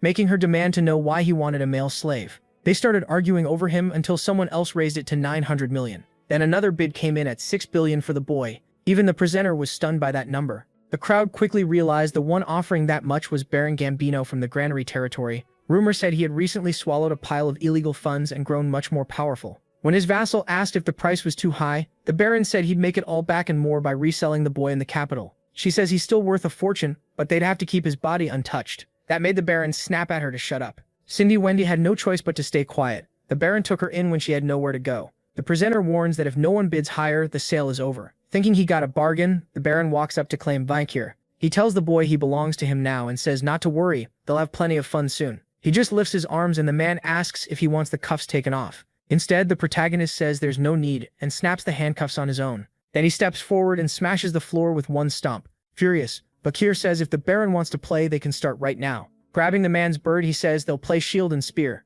MC is the spear and the Baron is the shield. If the shield survives, the Baron wins. Panicking, the Baron orders Cindy Wendy to call the guards, but it's already too late. He's about to take a very long nap. When the fake hair comes off, the woman finally sees who he really is. The man before her is the city's vice-consul, Bakir von Baskerville. Chihuahua realizes his master is about to do something huge again. He says this place was called a circus for a reason. With a cruel grin, he warns that no one here will leave without getting hurt. The presenter instantly understands what's happening, so he orders every guard to kill the boy, even though he looks unarmed. 3 rush in at once, and Vikir pulls out his devouring sword. With one small motion, he cuts down everyone around him. Seeing the red aura around the protagonist, the masked presenter realizes he's a graduate and can't believe it. Vikir then goes after the biggest guard, the one holding an iron ball. The guard swings it at him, but a second later both man and weapon are split in two. The presenter can't understand how a Baskerville this young is already a graduate. Graduates are so powerful they can stand for entire nations. Chihuahua is stunned by MC's overwhelming strength. Then someone calls out and tells Vikir to look over. The presenter is holding a knife to Chihuahua's right arm, demanding surrender. When he doesn't react, he presses the blade in deeper. Then Chihuahua shocks the protagonist by telling him to do what he must. She'd rather die than hold her master back. Vikir laughs and says he's finally found someone loyal. He stays calm because before leaving the Baskerville mansion, he got a secret letter from the patriarch. Now he pulls out a whistle, and everyone nearby tenses up. MC puts it to his lips and blows as hard as he can, making the noble's ears ring. Chihuahua and the masked man watch nervously. Vikir just stands still at the center of the stage. When nothing seems to happen, the man starts laughing, saying it was only meant to scare them. But he doesn't realize a blade has already pierced his throat. It happens so fast he sees his own death before dropping to the ground. A man was standing behind him, the one who killed him. Chihuahua is badly shaken by what just happened right in front of him. One of the guards tries to strike that man from the side, but without even moving, he unleashes a brutal flurry of blows. Blood sprays everywhere, and Vikir looks pleased. More men pour in, quickly filling the whole arena. Every one of them has murderous red eyes. The auction guards pray these aren't the men they think they are. Cindy Wendy knows exactly who they are, the cruelest knights in the Empire. They're expert killers, and rumor says all 100 of them are graduate level. These are the Baskerville pit bulls, men said to be able to wreck the whole continent if ordered. Cindy realizes that once these men entered this circus, nobody here had any real chance of getting out. She thinks she'll be the next one killed, but Vikir steps in and orders them not to execute her. The pit bull backs off and bows to his master. He orders them to bite and kill anyone who isn't lying down, and if anyone moves even a little, kill them too. That was the request Vikir made. He asked Hugo to lead the pit bulls. Now the cleanup begins. One noble sees a pit bull staring at him with killing intent and says they can just put him in cuffs. The knight calmly replies that they don't carry handcuffs. In the next second, he cripples the man. He says people marked for death won't need legs. Soon, a huge man walks up behind Vikir and calls him nephew. He asks what the protagonist thinks of his dogs, and the protagonist says he's satisfied. This is Boston Terrier Baskerville, commander of the pit bulls. Boston looks MC over and understands why Hugo was so interested in him. Even at 15, MC is terrifyingly sharp. Then Boston asks if he wants to join the pit bulls. He ignores the offer and walks off. He has other things to handle. Being ignored only makes Boston want him more. Meanwhile, Vikir heads into the auction warehouse. Before long, he finds the vault holding the noble's money. He thinks he doesn't care about adding to Baskerville's wealth, then looks around and spots something unexpected. The Balak elf slave is still in a cage, beaten badly and barely hanging on. Would Vikir save her? Of course he would, if he had the chance. He takes a potion from his belt and pours it into her mouth. The medicine works almost right away. She opens her eyes, jerks back in fear, and Vikir asks why she's so scared. Is it because she was captured? She just stares at him, not understanding, so he speaks in the Balak tongue and tells her to go. That only confuses her more, so he makes it simple. Run. He learned a little of their language from fighting the tribe in his past life. She answers with a stream of words, but he only knows the basics. Then she heads out of the room, says a few more words, and leaves. Vikir figures she was trying to thank him. After that, he finally goes for what he came here for. He wants Mercy Aligo's corpse, and he draws his legendary weapon, Beelzebub. Time to eat.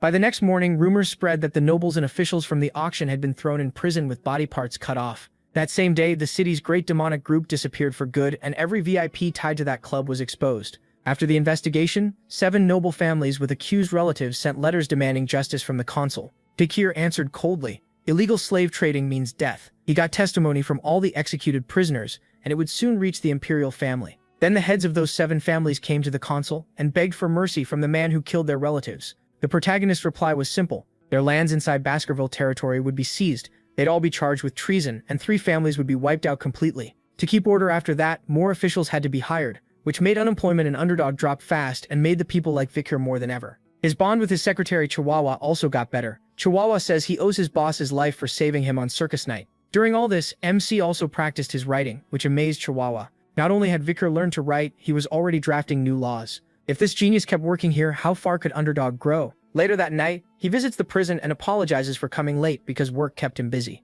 The prisoner in cuffs is Cindy Wendy St. Rose. Vikir says he has some questions for her. Still angry, she asks if that's the only reason he saved her. The protagonist doesn't care. He brings up how Baron Gambino, despite being nothing but filth, gained power and influence fast. After looking into it, he learned the man was gifted at making money. If he hadn't used that talent for evil, he could have become a famous merchant or economist. So MC tells her that if she answers honestly, he'll let her go. If she refuses, she'll regret it forever. She snaps back that if she can answer, then she'll answer everything. Vikir says that's perfect. His first question, does she think he applies the law fairly? She says he should ask a real law officer that. But knowing he won't keep his word unless she speaks plainly, she admits she thinks he's wrong. He smiles darkly, grabs her, and demands to know why. The look in his eyes is enough to scare her. Then he lets her go. Stepping back, he tells her to explain exactly what he's doing wrong. She says he built his image by crushing weak criminals through fear and surprise. In the long run, that will hurt him. And once the patriarch sees Vikir has more influence in the city than he does, he won't be pleased. When the protagonist asks what he should do,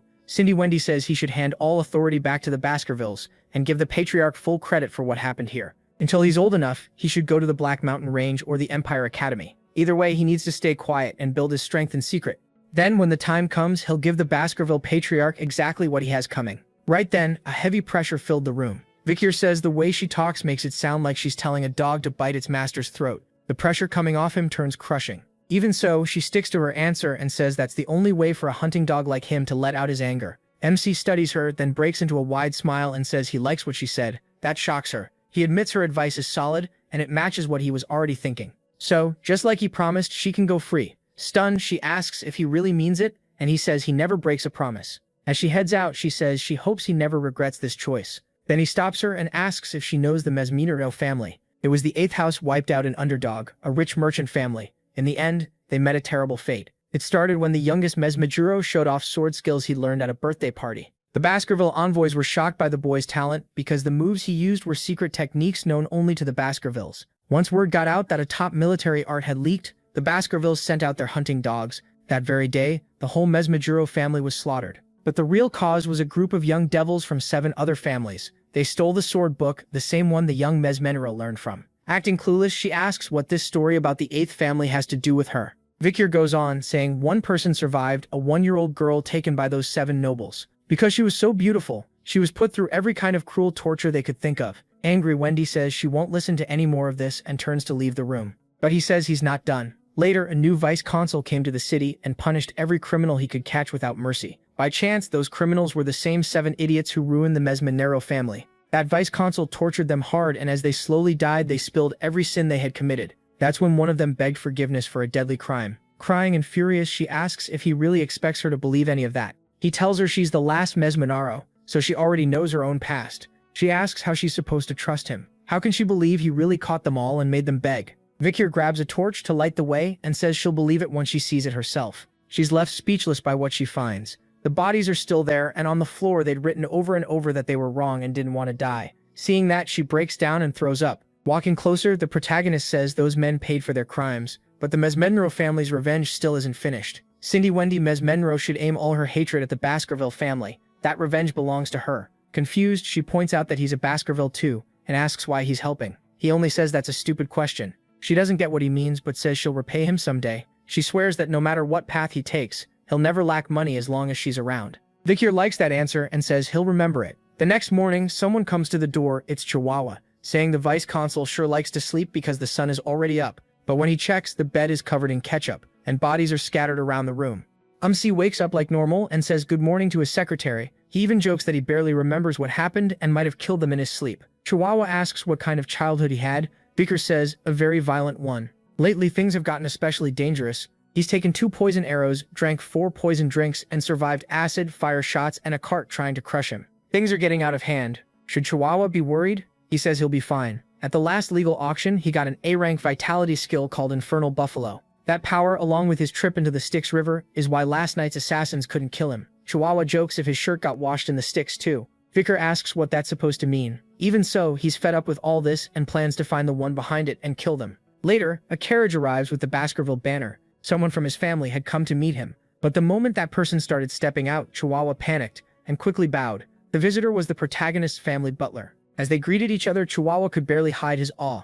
This man was the current head of the Barrymore family, who had served as butlers to the Baskervilles for 4 generations. Seeing his idol in person left him amazed. Vicar asks why the butler came. The answer is simple. The patriarch recognized his achievements and ordered him brought back at once. MC isn't pleased and figures Hugo must be happy about this. Now we're in Hugo's office. He's looking over reports showing that the people of Underdog now favor Vicar. He's also been named the most trusted by merchants and the most loved by farmers, children, and scholars, and also the person assassins most want dead. Hugo says this proves the Baskervilles aren't just smart people who are bad with swords. Then he praises his son's work. He thanks him, though he finds Hugo's smile strange. The patriarch says that if there are punishments, there must also be rewards. Then he asks how Vicar would feel about entering the academy this year. That catches the protagonist off guard, since it's exactly the reward he wanted. It's where the kingdom's elites gather, the top academy called Colosseum. Since most students are children of nobles and aristocrats, security is tight and it works like a boarding school. In other words, he'll have plenty of time to grow stronger away from Hugo.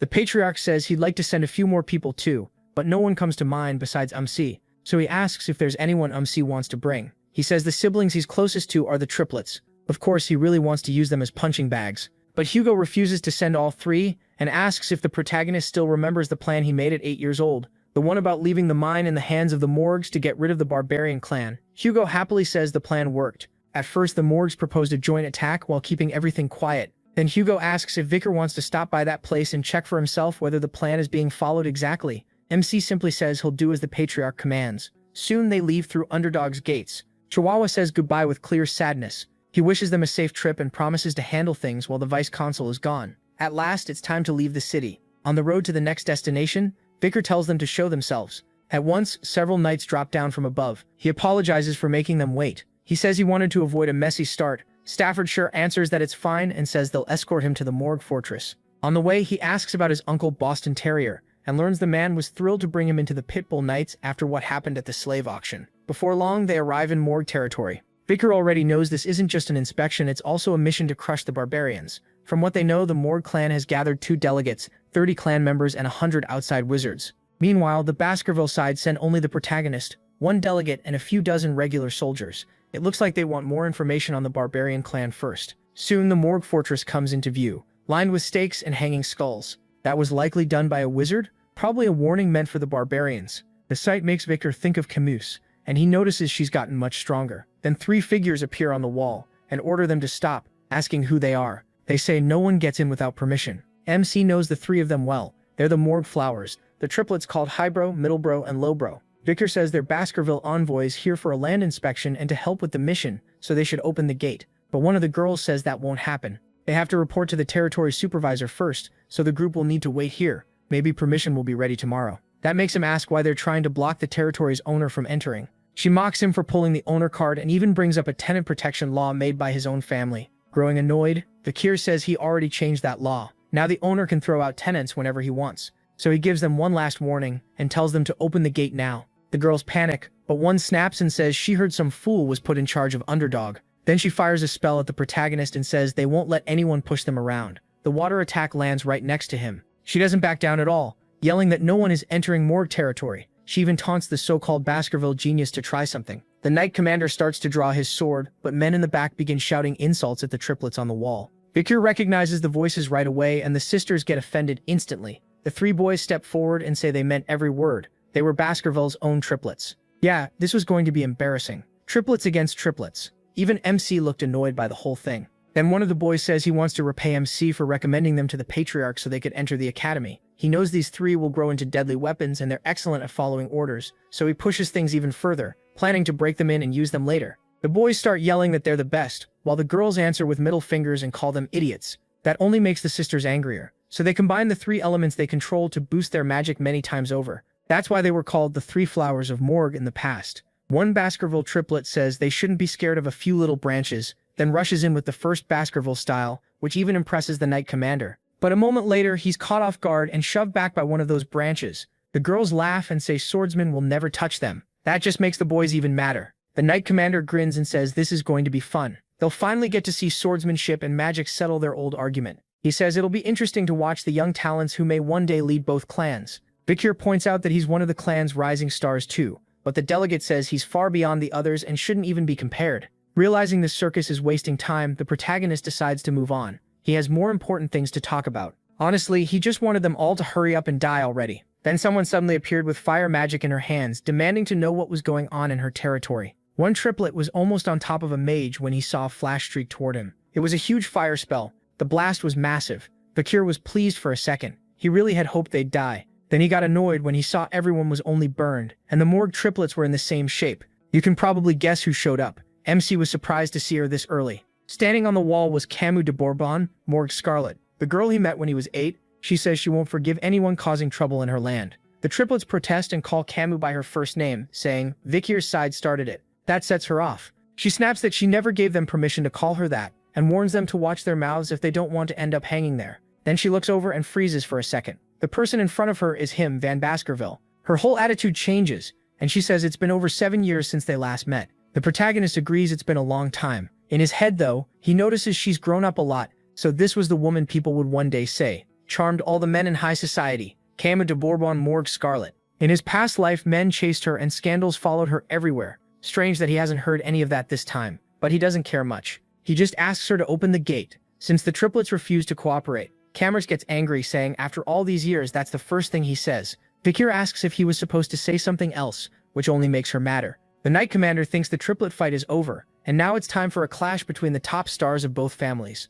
Cameras points at MC and declares his score is 0. Then she complains about his attitude and asks how he can act like that in front of his future wife. 0 out of 100. Everyone is stunned. Vikir nearly chokes on the words future wife. Later, while walking through the fields with him, Camus says the Baskervilles don't seem to know much about the barbarians. He answers that his clan has dealt with them far longer, so they likely know more than Morgue Scarlet. Camus shoots back, if that's true, why did they send the worst person here? The protagonist reminds her that his trip to the mountains was already discussed with Morgue Scarlet beforehand, so her question makes no sense. Ignoring that, Camus says she'll give him 8 points for knowing so much about the barbarians, bringing him to 8 out of 100.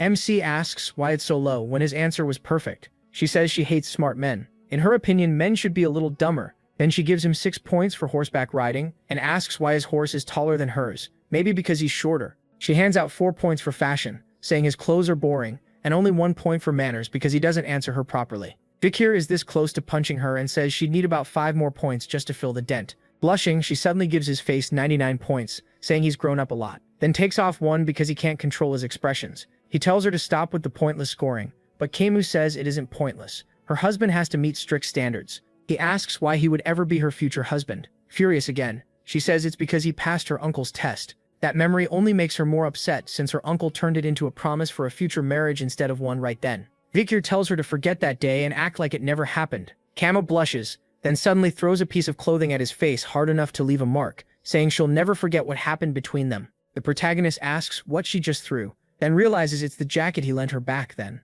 Camus says it isn't anything precious, but Vikir wonders why she's returning it without even washing it. Getting back to the real issue, she explains that the barbarians are raiding the mines, stealing slaves and wrecking crops. She says this wall was built only a month ago by earth and iron mages, work that would have taken hundreds of people over a year. But Balak's arrows already left marks on it. Their shots can pierce walls 2 to 3 meters thick, and they've killed soldiers during the night without anyone noticing. Even her uncle was badly hurt by an arrow that pierced his magic shield. There's also a report from Hugo saying one of those barbarians wounded his nose. Vikir says the barbarian side must have some real talents too, and asks what she knows. Camus says there seems to be a very strong woman among them, but it's hard to tell because of the paint on their faces. Then a soldier runs up and calls for the vice captain. The search team caught a barbarian scout alive, so they head to the morgue tent, where a painted man is tied up and staring at them. He belongs to the Rococo clan of witches, and hasn't told them anything. Even mind control magic doesn't work because of strong witchcraft. Kamek asks if he remembers the raid on Morgue Fortress when his people took several captives.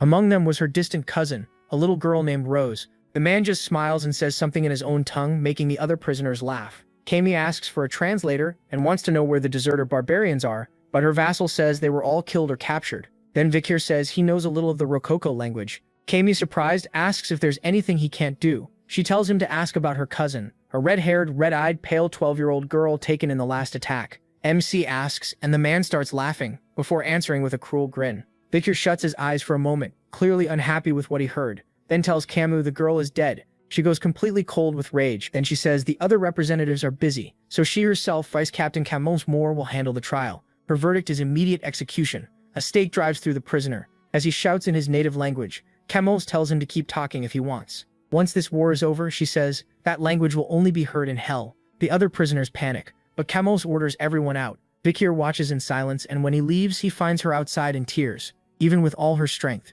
she's still only 15, so he tries to comfort her. Rose had been a gentle, kind girl, nothing like the rest of the morgues. He tries again, saying at least she may have died in peace. Camus asks if he thinks she's stupid. She doesn't speak the language, but she can understand it by ear. Camus asks if she heard him right, if his last words were really what she thought. The prisoner had said he did horrible things to the girl before she died. That made Camus break down even harder. She'd been holding it in, but now she fell apart, apologizing over and over for failing to protect her cousin. The protagonist thought about comforting her, then stopped. Maybe he didn't know how, or maybe he chose not to step in. A while later, Camus said they had to get revenge fast. The protagonist reached out and told her she was right. That made her blush for a second. Just as she was about to take his hand, a loud bell rang, the signal for a barbarian raid. Their chance for revenge came sooner than expected. On a hill near the fortress, a barbarian rider sat on a giant wolf with a bow ready. She took careful aim, then she fired at 2 guards on the wall. By the time they noticed, it was too late. The arrow tore through everything in front of it. After the shot, the archer shouted orders in her own language. That was the start of the assault on the Morgue Scarlet clan. The attackers quickly seized several people. They rushed in on wolves at full speed. Vikir wondered if he'd moved too far ahead on his own when a lasso flew at him. In an instant, the Baloch tribe had caught him. He barely reacted. The women were thrilled, saying they had finally found a man. Maybe this one would make a fine husband. From that, MC figured out the tribe kidnaps husbands and wives to breed stronger bloodlines. So with one motion, he sent the women flying. He added that he couldn't be their husband anyway. He was already promised to someone else. The tribe's men immediately raised their bows. Biker kept walking straight toward them. He remembered Hugo telling him not to fight until the main force arrived, but there was no time to wait. He batted aside the rain of arrows with ease. Even the Bullock were shocked. Then Camus arrived and blasted the area with a fireball, demanding to know why everyone was still standing around instead of killing them. The warriors screamed in agony. Camus showed no mercy. She wanted their whole clan wiped out. Then she glanced at Vikir and asked if he was using liquid aura. She'd thought he was just a graduate, but now he seemed like the only man worth respecting. He answered that the Patriarch ordered him not to fight unless the main force was present. Camus made it clear that order didn't matter to her. As flames spread everywhere, she declared she'd handle this herself. Vikir noticed how much stronger she'd become. She was using quadruple channeling. Burning with rage, Camus swore she'd avenge her little sister. Then one of the warriors fired a dart at her. It struck her cleanly in the neck. The attacker was riding a white wolf. Camus collapsed right away, unable to move, most likely hit with paralysis poison. The warrior instantly threw a rope to capture her. Vikir jumped in front of it. He wanted to retreat, but Camus was focused on saving the land, rescuing the captives, and getting revenge for her sister. While he was in the middle of warning her again, he caught an arrow coming from behind and dodged it at the last second. The shooter stood on top of a tent, probably the strong woman Camus had mentioned earlier. Then Camus was taken. She yelled for Vikir, and he remembered that in his past life she had been kidnapped by the barbarians when she was still young. Not long after that, she wiped out the whole tribe and came back as the Crimson Black Queen. As he thought about what to do, that woman was suddenly right beside him, ready to strike. He dodged again. This time he saw she was attacking with her bow itself. A kick followed and slammed into his stomach, sending him flying. At that point, he knew he had to get serious. Then she surprised him by saying she'd told him they would meet again. With a cruel smile, she made him realize who she was, the same girl he had saved at the slave auction. He could only say she was returning kindness with betrayal. She brushed that off and said this was revenge. She didn't care about him. Jumping onto her wolf, she told him that if he wanted his girl back, he should come after them. Vikir wondered if he should reveal his real power when someone suddenly shouted for Camus. It was Adolf Morgue Scarlet, rushing in after hearing about the ambush. He cast an earth spell at once and ordered them to release his niece. But the wolves kept running, dodging the magic with ease and quickly pulling away. That only made Adolf angrier. Then a vassal reported that the kidnappers had fled into the unexplored part of Mount Rouge. Adolf knew how dangerous that place was, and at night it would be nearly impossible to chase them. Then a voice behind him said they still could. It was Vikir, saying he'd entered the unexplored area before when he was younger. That was really knowledge from his past life. Shocked, Adolf asked if he was serious. One of the vassals warned that going into Mount Rouge at night was suicide. Adolf answered that anyone who wanted to quit could do so. He wouldn't force them. Deep down, he already knew this boy was different, and now he had no choice but to trust him, so he begged Vikir to save his niece. By nightfall, they were in Baskerville territory, inside the deep forest of Mount La Rouge UT Lenoir. This place was full of monsters and traps, bone-sucking mosquitoes, poison vines, silent spiders, and countless other dangers. Most people wouldn't last an hour there, which is why it was called the soul-devouring forest. But Vikir wasn't most people. Adolf asked the Knight Commander if every young Baskerville was like this boy. The answer was simple, not even close. He was exceptional, even by Baskerville's standards. He moved through the deadly forest like it was nothing. Everyone already knew his sword skills were incredible, but his stealth and sense of direction were just as scary. Then he suddenly stopped and told everyone to wait. The Balach tribe hadn't gone far. He explained that hunters scatter dry leaves to hear intruders coming, so they had to move carefully from here on. Adolf cast a silent spell on Vikir so his footsteps wouldn't make a sound. He also warned that from this point on the protagonist would be going alone. Adolf said he'd never forget this favor. Around a campfire the tribe talked while Camus shouted that she'd burn them all when she got free. No one cared. They were more interested in the boy they almost captured, and Camus finally stopped yelling when she realized they were just chatting about hunting husbands and wives. As she sat there thinking, one warrior came over and bragged that all the men would envy him for catching such a fine woman. He couldn't understand her words, but her defiance was obvious, so he said he'd have to train this arrogant slave. Then the female warrior from before stepped in and ordered him to let go of her slave. He argued that he had captured Camus, but she shut him down. If she hadn't stopped that sword boy, he would already be dead. In other words, Camus belonged to her now. The man protested that she was a woman and shouldn't take a slave for herself, but she didn't care. He pointed out that she was being stubborn just because she was the captain. She snapped back that if he didn't like it, he could challenge her and she'd crush him. That threat made him shake. He quickly backed down and said he wouldn't challenge her. So the argument ended right there. The woman looked Camus over and said she had a fine face and strong body. She guessed Camus had an excellent bloodline and was probably the next morgue leader. Then she stepped on her shoulder and said the morgues had once captured and sold her as a slave too. At least, she said, someone had shown her kindness, and she managed to escape that slave fate. But she had no plan to return that kindness. Instead, she'd slowly carve her will into Camus's very bones and tame even her soul, until her whole life was about serving her. Then an explosion went off behind the woman. She turned in alarm, not understanding what happened. A moment later, guards shouted that they were under attack. A mage was setting the whole camp ablaze, and Camus knew that voice at once. It was her uncle, calling for his niece and hungry for revenge. The battle had already started, but Vikir noticed something odd. The Balach hunters, usually so coordinated, were totally disorganized. They looked lost, and some even cursed the morgues for charging in and throwing everything into chaos in the middle of the night. Seeing them break, Adolf sent soldiers to chase them down. Camus was pleased for a moment until she heard someone behind her. She turned, and Vikir told her to stay quiet while cutting her ropes. Camus asked if he'd come to save her, but he only asked if she didn't understand the signal to keep silent. Then someone appeared and said she knew the sword boy would come. She described him as a boy with a powerful body, able to cover huge distances fast, and a mind strong enough to break through darkness. A pure youth willing to risk everything to save his woman. Laughing, she said he didn't need to ask about the past and could go on. Vikir was left confused by everything she said. Camus, meanwhile, locked into a mental clash with the girl, but none of it made sense because MC had no memory of her in his past life. Could this be the Night Fox, the archer who injured Hugo's nose? While he was thinking that over, a dart suddenly flew at them. He instantly used Beelzebub to shield Camus de Bourbon. The attacker was stunned, wondering how he saw it coming. Vikir grabbed Camus and said he'd take her to her uncle. She agreed, and they ran from the area as fast as they could. The archer started to grasp what was happening, but she still couldn't let the future head of the Morgue Scarlet clan get away. So she drew her bow with all her strength again, and fired a massive shot straight at Camus de Bourbon. But right then, the whole forest froze. The arrows stopped just in time. That was Adolf Morgue's power. He arrived at the last second and saved his niece. He quickly began casting a spell to cure the poison, saying he'd bring her back to the sacred family. Before he could finish, Camus ran into Vikir's arms and said he had saved her again. Adolf grumbled that he had helped too, but Camus snapped back that she'd tell her mother everything. At that moment, a rope whipped over the protagonist's head. The archer was trying to drag him away, warning that they had to leave now. Then she noticed he wasn't moving at all, and asked what kind of monster strength he had. Vikir easily broke free and asked why she was in such a rush. Then a deep roar came from the forest. The archer panicked and said she had finally awakened. Even Beelzebub was warning him to run, something terrifying was coming. The archer shouted it out. Madame Eightlegs was on the way. A huge shape burst up from the ground with a crushing presence, and the Balak warriors cried out that Madame had finally appeared. At first, no one understood what they were seeing, but then that one shape split into many and shot in every direction. Adolf Morgue Scarlet could only mutter that this was impossible. How had a monster like this stayed hidden here? Even Vikir was shaken. If his memories were right, the creature before them was an S-rank calamity. Madame Eightlegs, a disaster strong enough to wipe out a whole continent. Camus was about to scream, but Vikir cut her off. He warned that even if it couldn't see, its hearing and sense of touch were incredibly sharp. He remembered many incidents on Mount Rouge, and a local had told him about a legendary creature there called Madame Eightlegs. After repeated reports, the Empire finally added her to the monster catalog. She was marked S-rank, an extinction-level monster that could destroy a nation alone. Right then, acid rained down at them. One Balak warrior screamed when some of it hit his hair,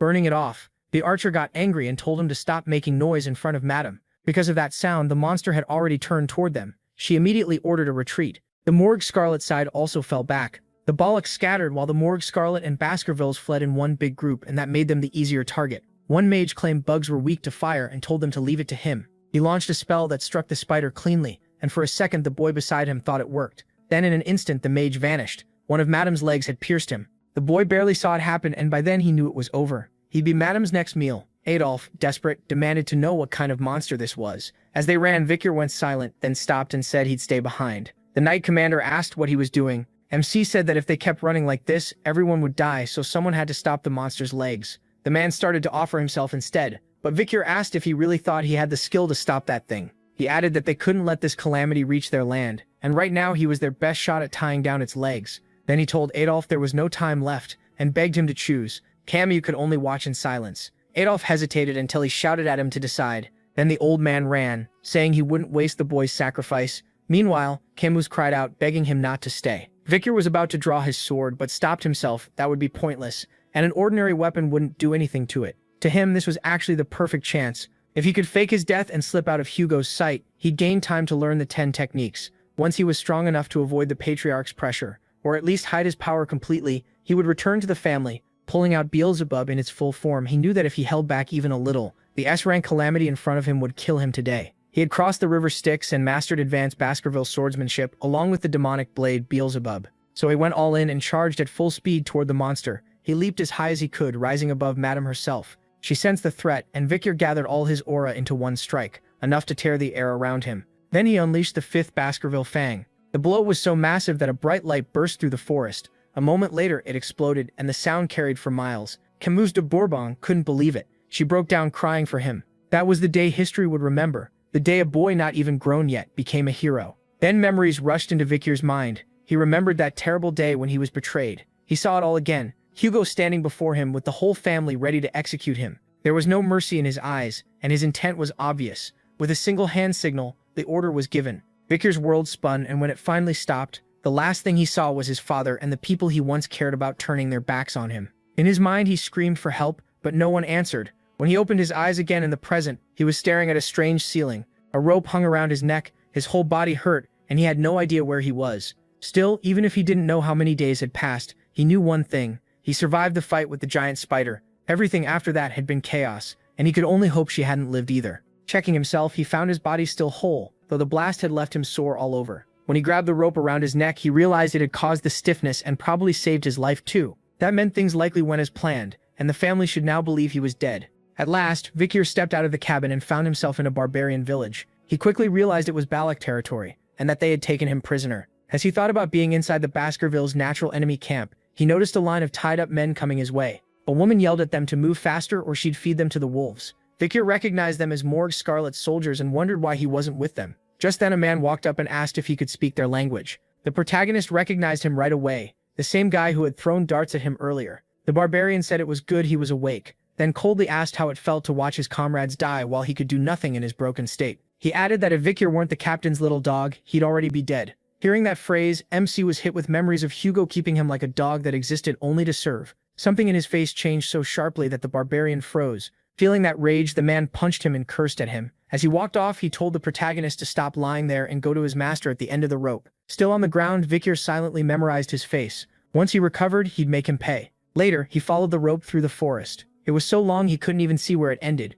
and he wondered if a master was really waiting there. Then the rope suddenly pulled tight, making him stop and look ahead. There he found a barbarian woman bathing, and the rope seemed to lead straight to her. She looked at MC, and he stared back. With a small smile, she told him to get down. In the next instant, he was yanked hard to the ground. An arrow shot past where he had been and buried itself in a tree behind him. The woman shouted at the children, asking why they were practicing archery there. Then she turned to Victor and thanked him for saving her from becoming a slave that day. She said she'd already paid him back twice, and even got revenge for him. That's when he realized she was the one who had saved him from Madame Eight Legs, though he still wondered about the rope. She looked him over and said he seemed to come from a good family, which only confused him more. Then she added that she was curious how much they'd pay to get him back. That scares Victor. If they try to bargain with the Baskerville family, his whole plan to get away from Hugo will fall apart. Then she suddenly smiles and asks if he got his hopes up. Too bad for him. She has no plan to let him go now that he belongs to her. As she cuts part of the rope from his neck, Victor finally relaxes a little. The wild girl then says from now on, he should call her master. She likes the fire in his eyes, but wonders if he can also wear the look of an obedient dog. Still, this isn't the time for that. They need to head somewhere first. When the protagonist asks where, she's surprised he still hasn't figured it out. If you step onto someone else's land, she says, it's normal to greet the patriarch, so she's taking him to the ruler of this land, the chief of the Balak tribe. As they walk through the village, his new master gives him a quick rundown of how they live. If there aren't enough beds, they make do, and when food runs low, they steal from rich humans. They show no mercy to outsiders, but they protect their own. Vicar notes their way of life is pretty simple. A moment later, she says they've arrived, and this is the chief's house. The young woman steps inside, calls the leader mother, and says she's back. The muscular woman rises and welcomes her. Then she teases that this must be the high-class man her daughter kept talking about, which embarrasses her. That makes Vicar realize she's the chief's daughter. He also figures out who this woman really is, the Night Fox, the Balak warrior who scarred Hugo's nose and stopped his family from crossing Black Mountain. MC can't help wondering what would have happened if he had fought her before returning in time. In a direct fight, he'd have had no chance to live, and no chance to kill her either. Even running away would have given him only about a 20% shot. The chief studies his face and says he looks familiar, making Vicar worry she recognized his family. But she just shrugs and says all noble men look alike. Then she asks her daughter why she brought him. If he doesn't seem worth much, her daughter argues he could be useful with training,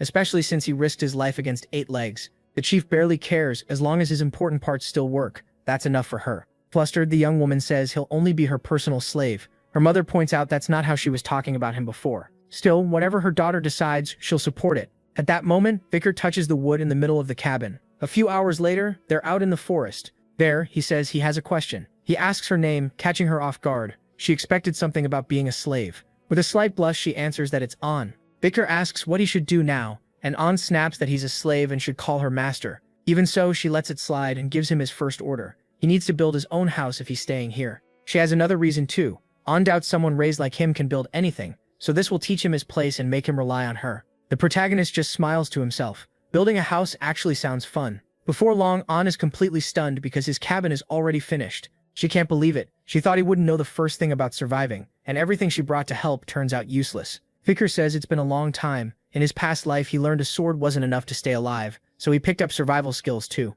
Looking over the cabin, Ian notices he even made a drainage space for rainwater. Then MC points out that the chief's tent looks shaky. If it rains, water could flood in and weaken it. So he asks if he can use limestone to strengthen the house. A little later, he's mixing limestone while An watches. Soon he fires the mud and makes bricks. Then he heads to the chief's house, and An explains what he's doing. The muscular chief looks impressed when Vicar builds a brick support around the central wooden post. She says the house stayed weak no matter what she tried, and she never realized the wooden pillars were the issue. Thanking him, she says her daughter caught a very useful man and hopes he'll keep helping the Balak tribe with repairs. Later, the protagonist is washing clothes by the river when Ian calls out to him. She asks if slave work is too hard, then wonders what he'd think about joining the tribe. Vicar admits life as a slave here isn't that bad, and thinks he's had more peace in this place than he ever did at home. Ian says there are things he can't have as a slave, and living alone must make both work and survival harder. If he stays with her, he won't have to worry so much, and can adjust to this place more easily. But out of everything she says, one part stands out most to him. They'd remove his collar, so he asks what he has to do. Smiling, Ian says it's simple. He just needs to go on a big hunt and offer it to the tribe. Lately, the warriors haven't been bringing back enough food, and she's worried the children won't grow up strong. If he brings back meat, he can even earn cotton clothes. Patting his back, she adds that hunting with her will make it easier. He only has to support her from behind. Vicar tries not to show the pain from that pat, while Ian tells him he should be thankful to belong to her. So he finally gives in and agrees to hunt with her. That puts a big smile on Ian's face, and her cheeks turn red. On the way back to the village, she asks about going tomorrow. MC agrees, then asks why she's smiling so much. But this calm moment doesn't last. They're being watched by the barbarian who punched Vicar earlier. He curses his nerve as he watches him get close to the chief's daughter. Nearby, a man scoops dark powder from a bucket and calls the hunters together for the report. The shaman says they need his blessing before leaving, or they might die out there. Ian explains that the hunters feel guilty for killing their prey, so they smear charcoal on their faces for protection from the gods. Vicar is surprised the Balak tribe even has a shaman, while the other hunters grumble about doing this every time. Some even complain that his prophecies have been weak lately. The protagonist wonders if the role is basically useless, since everyone here seems to live the same way anyway. Then Ian shows up with her face covered in charcoal. Vicar jokes that she looks beautiful like that, and she gets mad. She tells him to shut up, it's not like she wants this. Then she hands him a new collar and tells him to put it on. It's meant to show he's under protection, so another hunter won't claim him. MC doesn't like it, but he decides it's easier to accept these things for now. Later, the two ride out on a giant wolf, and Ian tells him to hold her by the waist. He refuses, but the moment the wolf lunges forward, his body gets thrown back. With a sly smile like she expected that all along, she says that's why he should have grabbed her. If he holds tight, he won't fall. After landing on the ground, Vicar tells himself he really needs to deal with this situation. Then he notices someone coming, the same man who watched him and hit him before. Ayan calls him Ahun, and he complains that she's flirting with a slave again and going way too easy on him. He boasts that this time he'll bring back a huge catch and become the next captain. While listening, Vicar suddenly notices something flying at him. It's Ahun's kick, and it lands right on his head. Right after, Ahun says she never should have given a slave a guard collar, and asks how a half-broken man like this is supposed to help on the hunt. Ahun, who looked worried before, now smiles and says she gets his point, but he lost something important too. And sure enough, something is missing from his waist. Spitting a little blood, Vikir holds up Ahun's arrows and tells him to watch his weapons better. If he can't even do that, he won't be able to. Furious, Ahun rushes in to punch him again, but Ahun steps in before he can. She asks who owns this slave because only that person gets to decide what happens to him. Ahun argues that a mere slave insulted a warrior, but Ahun shoots back that he started it by insulting Vikir first. That only makes him madder, and he asks if she's fallen for this loser. Without changing her expression, Ahun says that if a slave crosses the line, then yes, he deserves punishment. But Ahun has no right to do it, because the slave isn't his. Then all of a sudden, Ahun slaps Vikir across the face, spraying blood over the grass. Ahun is left staring in shock, while he drops to the ground from the hit. With a cold glare, Ahun asks if that satisfies him now. She explains that she needs this slave to help with her daily life, and she knows Ahun hates the fact that Vikir belongs to her. But she warns that if he touches the protagonist again, the one getting punished won't be the protagonist. That threat makes him freeze. Meanwhile, our hero is left on the ground, covered in bruises. A little later in the forest, Ayan looks full of regret. Vikir's face is still swollen from the beating. She asks if it hurts and whether he's mad at her. Ayan says she had no other choice. That guy wouldn't back off, so this was the only way to stop things from getting worse. Then MC suddenly admits that yes, it hurts. In one quick nimble move, she flips herself up while riding the wolf, and leans close to his face, asking how bad it is and whether the wound is serious. Vikir van Baskerville tells her it's not that bad. Then, just before saying a hit like that won't kill him, Ayan kisses him on the mouth. After that unexpected moment, she pulls back, embarrassed, and wipes her mouth. He just stares, completely lost. He wonders if this is how barbarians treat wounds, then thinks it's actually pretty risky since it could infect an open cut. Ayan asks what he wants, saying she'll give him anything she can. That makes him ask if she really means anything. Vikir van Baskerville pauses to think. Ayan goes stiff, wondering what he's about to ask for. She's clearly expecting something very different. But instead, the protagonist Van Baskerville asks her to teach him archery. Totally let down, she says. The special lessons start tomorrow, so no. The next day, arrows start flying into a tree, while Ayan says her slave has no talent for the bow. In truth, she's mostly using the lesson as an excuse to touch him a little. She explains that this is how children training to be warriors start out. Since he can't handle a sword in his current shape, he should at least learn the bow. Just then, the white wolf shows up and grabs her attention. Ayan asks if it found what she sent it to look for. Once she sees it did, she tells the protagonist to get ready because they need to move right away. Somewhere else, they reach a stream. Ayan says this is where the river heads out to the ocean, so the current is strong. Because of that, lots of creatures gather nearby. The fish follow the flow, thinking the current will help them escape predators. But what waits for them is even worse. Most never make it to the ocean, and end up smashed against the sharp rocks. And the fish that can't make it become food for the ox bear. Vikir van Baskerville asks if that really is an ox bear, because he's never seen one so huge. Ayan explains these aren't normal ones. They come from a far stronger bloodline, and they've survived in this place for centuries. Worried, MC asks if they're supposed to hunt that thing, but Ayan says that's impossible. That's why she had Bakiluga find a female. Her real target is one of the males chasing after her. The female ox bear looks over the males around her, then suddenly attacks one and smashes him in the face. Right after that, she beats down the second, then the third too. Vikir van Baskerville realizes she's rejecting every male and asks if she wants someone stronger, but Ayan says he's got it wrong. She isn't looking for the strongest one. Then the female walks toward the smallest ox bear there. That's when he realizes she wants the weakest male, because he'll be easier to control. Ayan explains that during mating season, a male can kill his partner, so females choose the weakest ones. She adds that Belagic hunters use almost the same rule when picking a mate. They prefer the young ones with good blood, and if they're weak or hurt, that's even better. As the two bears leave to mate, she says they only need to wait until the male is completely drained. A few hours later, loud roars echo through the area. Vikir looks tired and disappointed, already knowing what that means.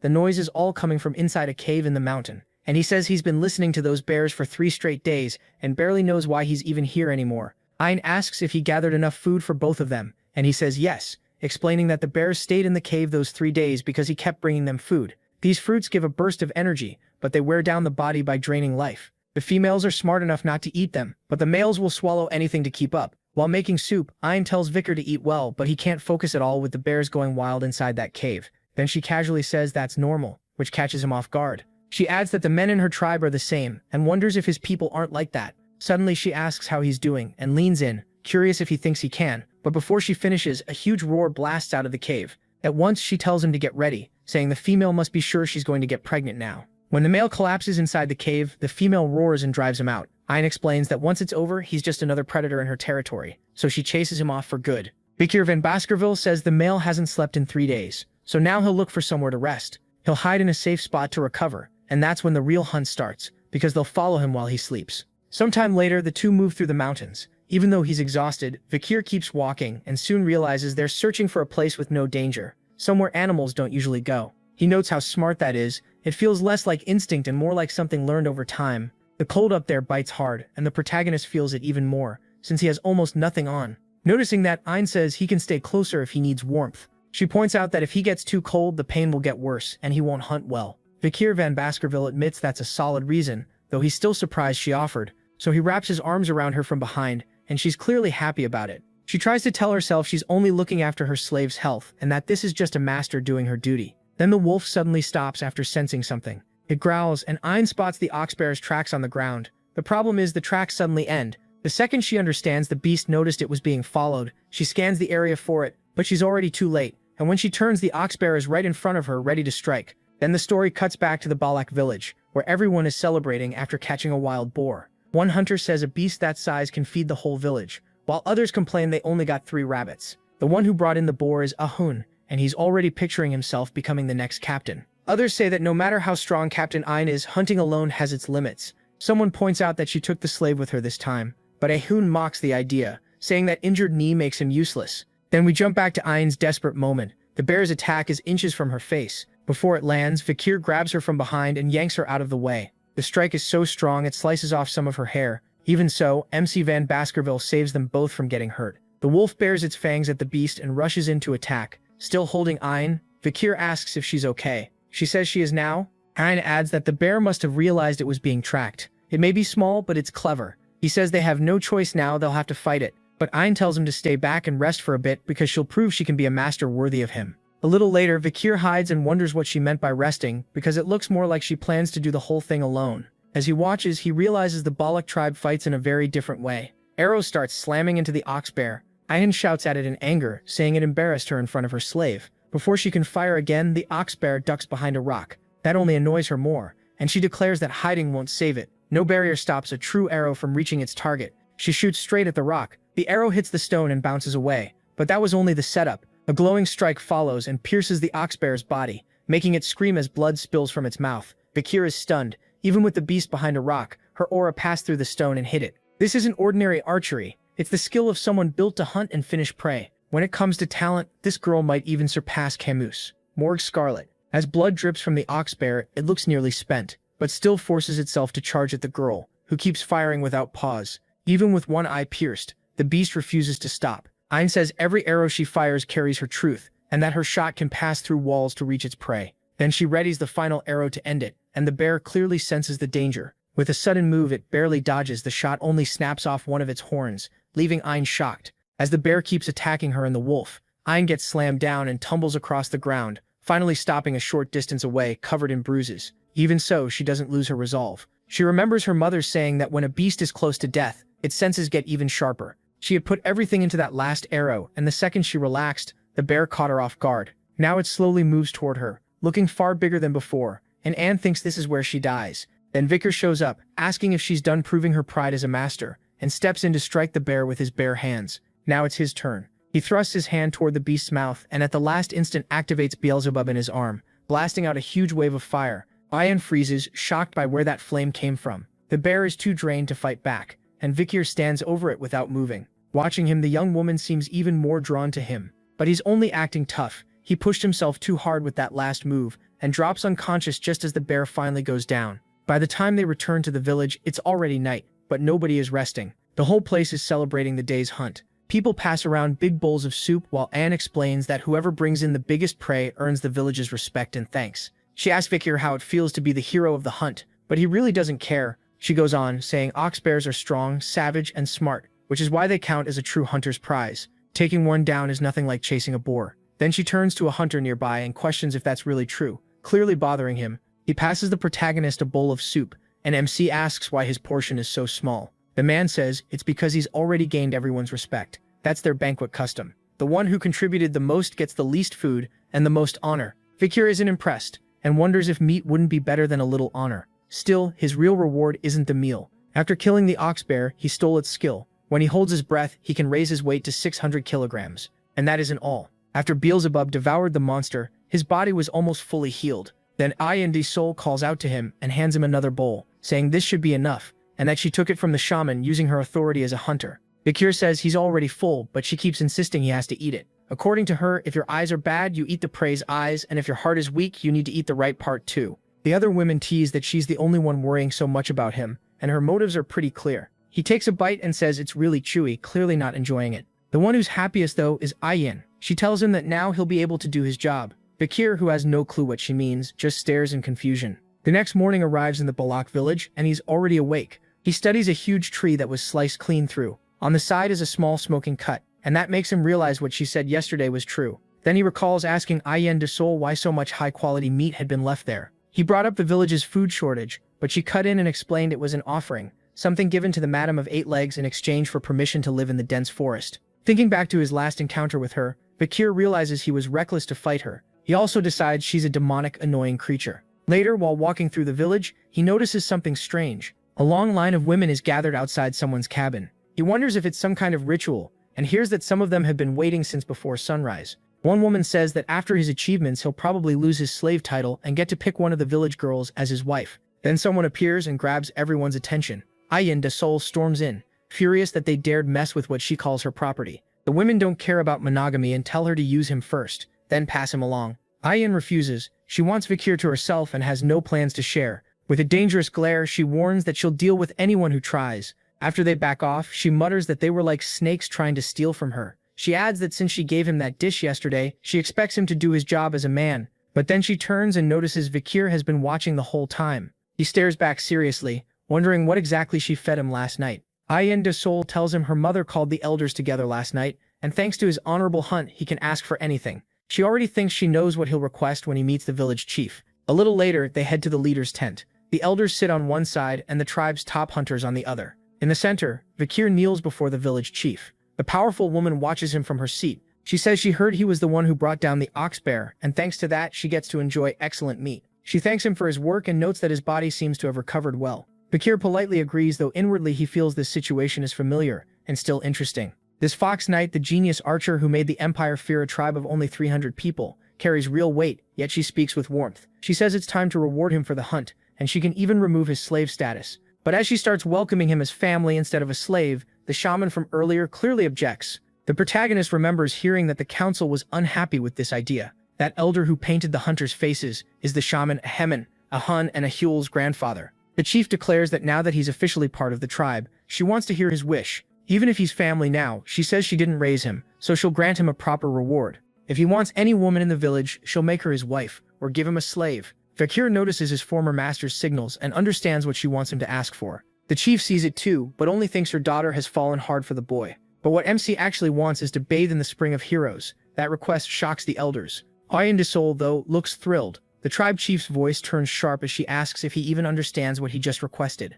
The shaman snaps at him too, demanding to know who he thinks he is. Only warriors with great achievements are allowed to bathe in the Spring of Heroes. Ayin agrees only those who have proven their strength can enter it. Ayin de Sol argues that he already proved that by bringing down the ox bear. The chief asks again if he truly knows what he's demanding, and Vikir calmly says yes. The Spring of Heroes is sacred, reserved for the greatest warriors. Its water can heal both inner and outer wounds, but it takes a long time to gather enough, so only the most accomplished fighters are allowed to bathe there. One elder says they can't allow someone who just joined the tribe to use it, while another says it may be worth it because the boy has great promise. The chief actually seems willing to accept, but the shaman and his supporters push back hard. Then something suddenly interrupts the meeting. A sound echoes across the whole tribe. Vikir asks if it's a war signal, but Iowan says no, it's visitors. Nobody would be foolish enough to attack the Balak tribe. The chief says they'll continue this later, and dismisses everyone. The shaman elder is clearly unhappy about that, and shoots him a vicious glare. Outside, a crowd is already gathered, and Vikir asks if these are the visitors she mentioned.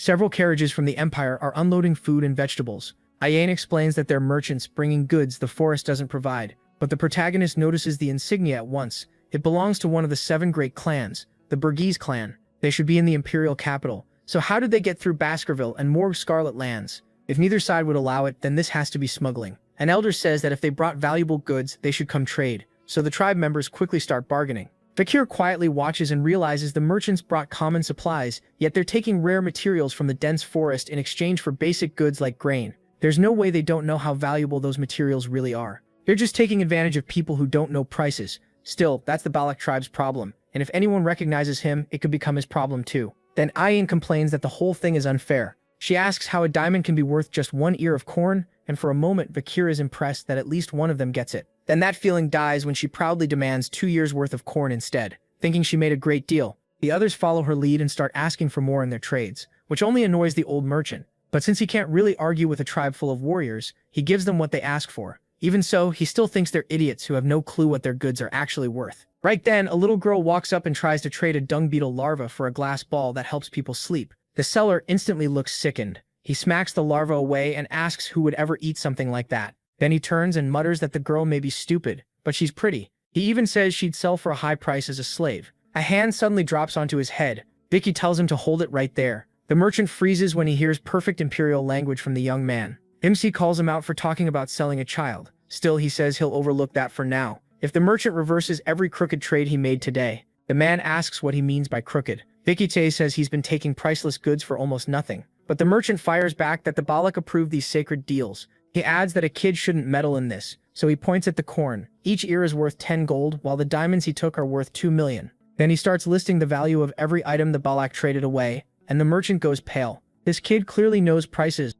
Looking at the glass ball, the protagonist explains it gives pleasant dreams, but it's really a drug that poisons the user. Its tiny pores slowly release the substance into the body and destroy it over time. He crushes the ball and says the Empire banned these years ago, which means they're being smuggled in. Now that his scam is exposed, the merchant starts to panic. A mustached tribesman comes over, asks what's going on, and realizes someone caught everything. Even without understanding all the imperial language, he pieces enough together to learn these traders caused the tribe's recent sickness. The merchant tries to brush it off as a misunderstanding, but an arrow instantly punches through his shoulder. He cries out in pain, and Ainzin is furious. She shouts, asking how they dared cheat the Balak. The rest of the tribe quickly understands the scam too. Still writhing in pain, the merchant realizes how bad this has gotten. He orders his men to leave everything and get out at once. Bakir asks why Ayan let them leave, warning that merchants like these won't forget losing money. Ayan says she never planned to let them live. When you wound a beast that runs with a pack, it always goes back to its den. Sure enough, the merchants soon meet with mercenaries and tell them to get ready for battle.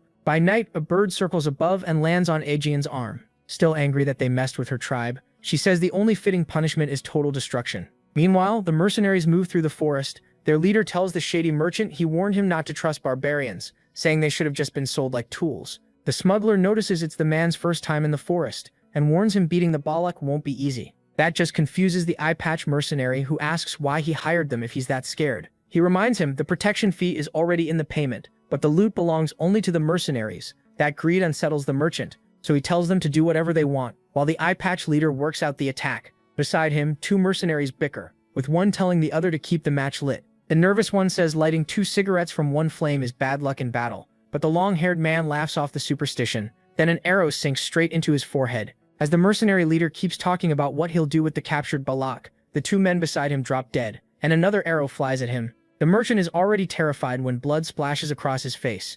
Now the whole mercenary group realizes they're under attack and scrambles to defend. From far away, Agyan directs the archers and tells them not to miss. Fakir watches, knowing Balak archers can aim using nothing but the glow of lit matches. A man arrives carrying barrels, saying he brought what was requested to prepare. Meanwhile, the mercenaries tighten formation and try to hold off the attack. Arrows tied with ropes shoot into the trees, and the barrels are hung between them. More arrows follow, leaving several barrels dangling over the mercenaries as they wonder if they're explosives. They get their answer when thick liquid starts pouring out. A second later, flaming arrows strike the mess, and a huge blast erupts over the mercenaries. They catch fire fast while the merchant hides farther back from the fight. He can't believe the barbarians came up with a plan this smart. Then he senses someone nearby in the woods and recognizes the same brat who ruined everything. Shaken, he warns Vikir that he'll regret it if he touches him. He pulls out a permit from the city, stamped by the new vice consul. That paper makes MC pause, and he asks if that vice-consul would be Van Baskerville. With a cold stare, he says that's strange. He doesn't remember signing it.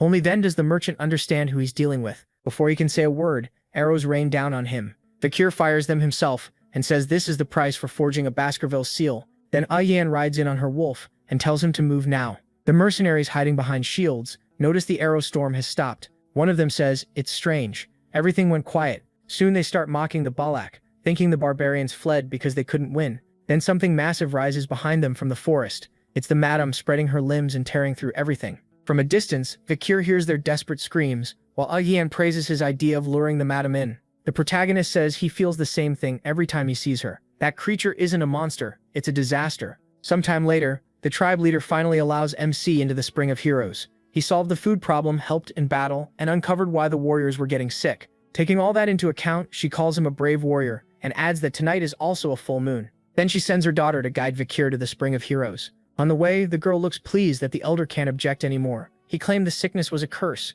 so now nobody takes him seriously. That reminds him of the merchant saying the shaman approved the trade. Later, deep in the forest, he rests in the spring. Even animals are soaking in it. The water works so well he can feel his mana clear up, and his bones and muscles settle back into place. It's a bit weaker than the river he used as a child, but still valuable since anyone can use it. But the effect is cut in half, because Yan is bathing there too. Like a true Balak, she doesn't care. This spring exists thanks to Lord Adonai who first found it. He was the only one strong enough to fight the madam alone, maybe the greatest warrior in Balak history. Now that Vicure is one of them, she says he must honor that legendary ancestor. After that, Yan suddenly goes quiet and blushes. She remembers her mother praising the protagonist and saying that if he healed enough in the Spring of Heroes, he'd be ready to fulfill his role as a man. That thought makes her look at him with clear desire. She decides tonight will be the night Vicure becomes hers. Trying to start things off, Aged says she already knew the merchants were taking too much profit, so this was a good chance to make them pay it back. MC just smiles a little and says he understands. She gets embarrassed. She knows the diamonds were worth far more than corn,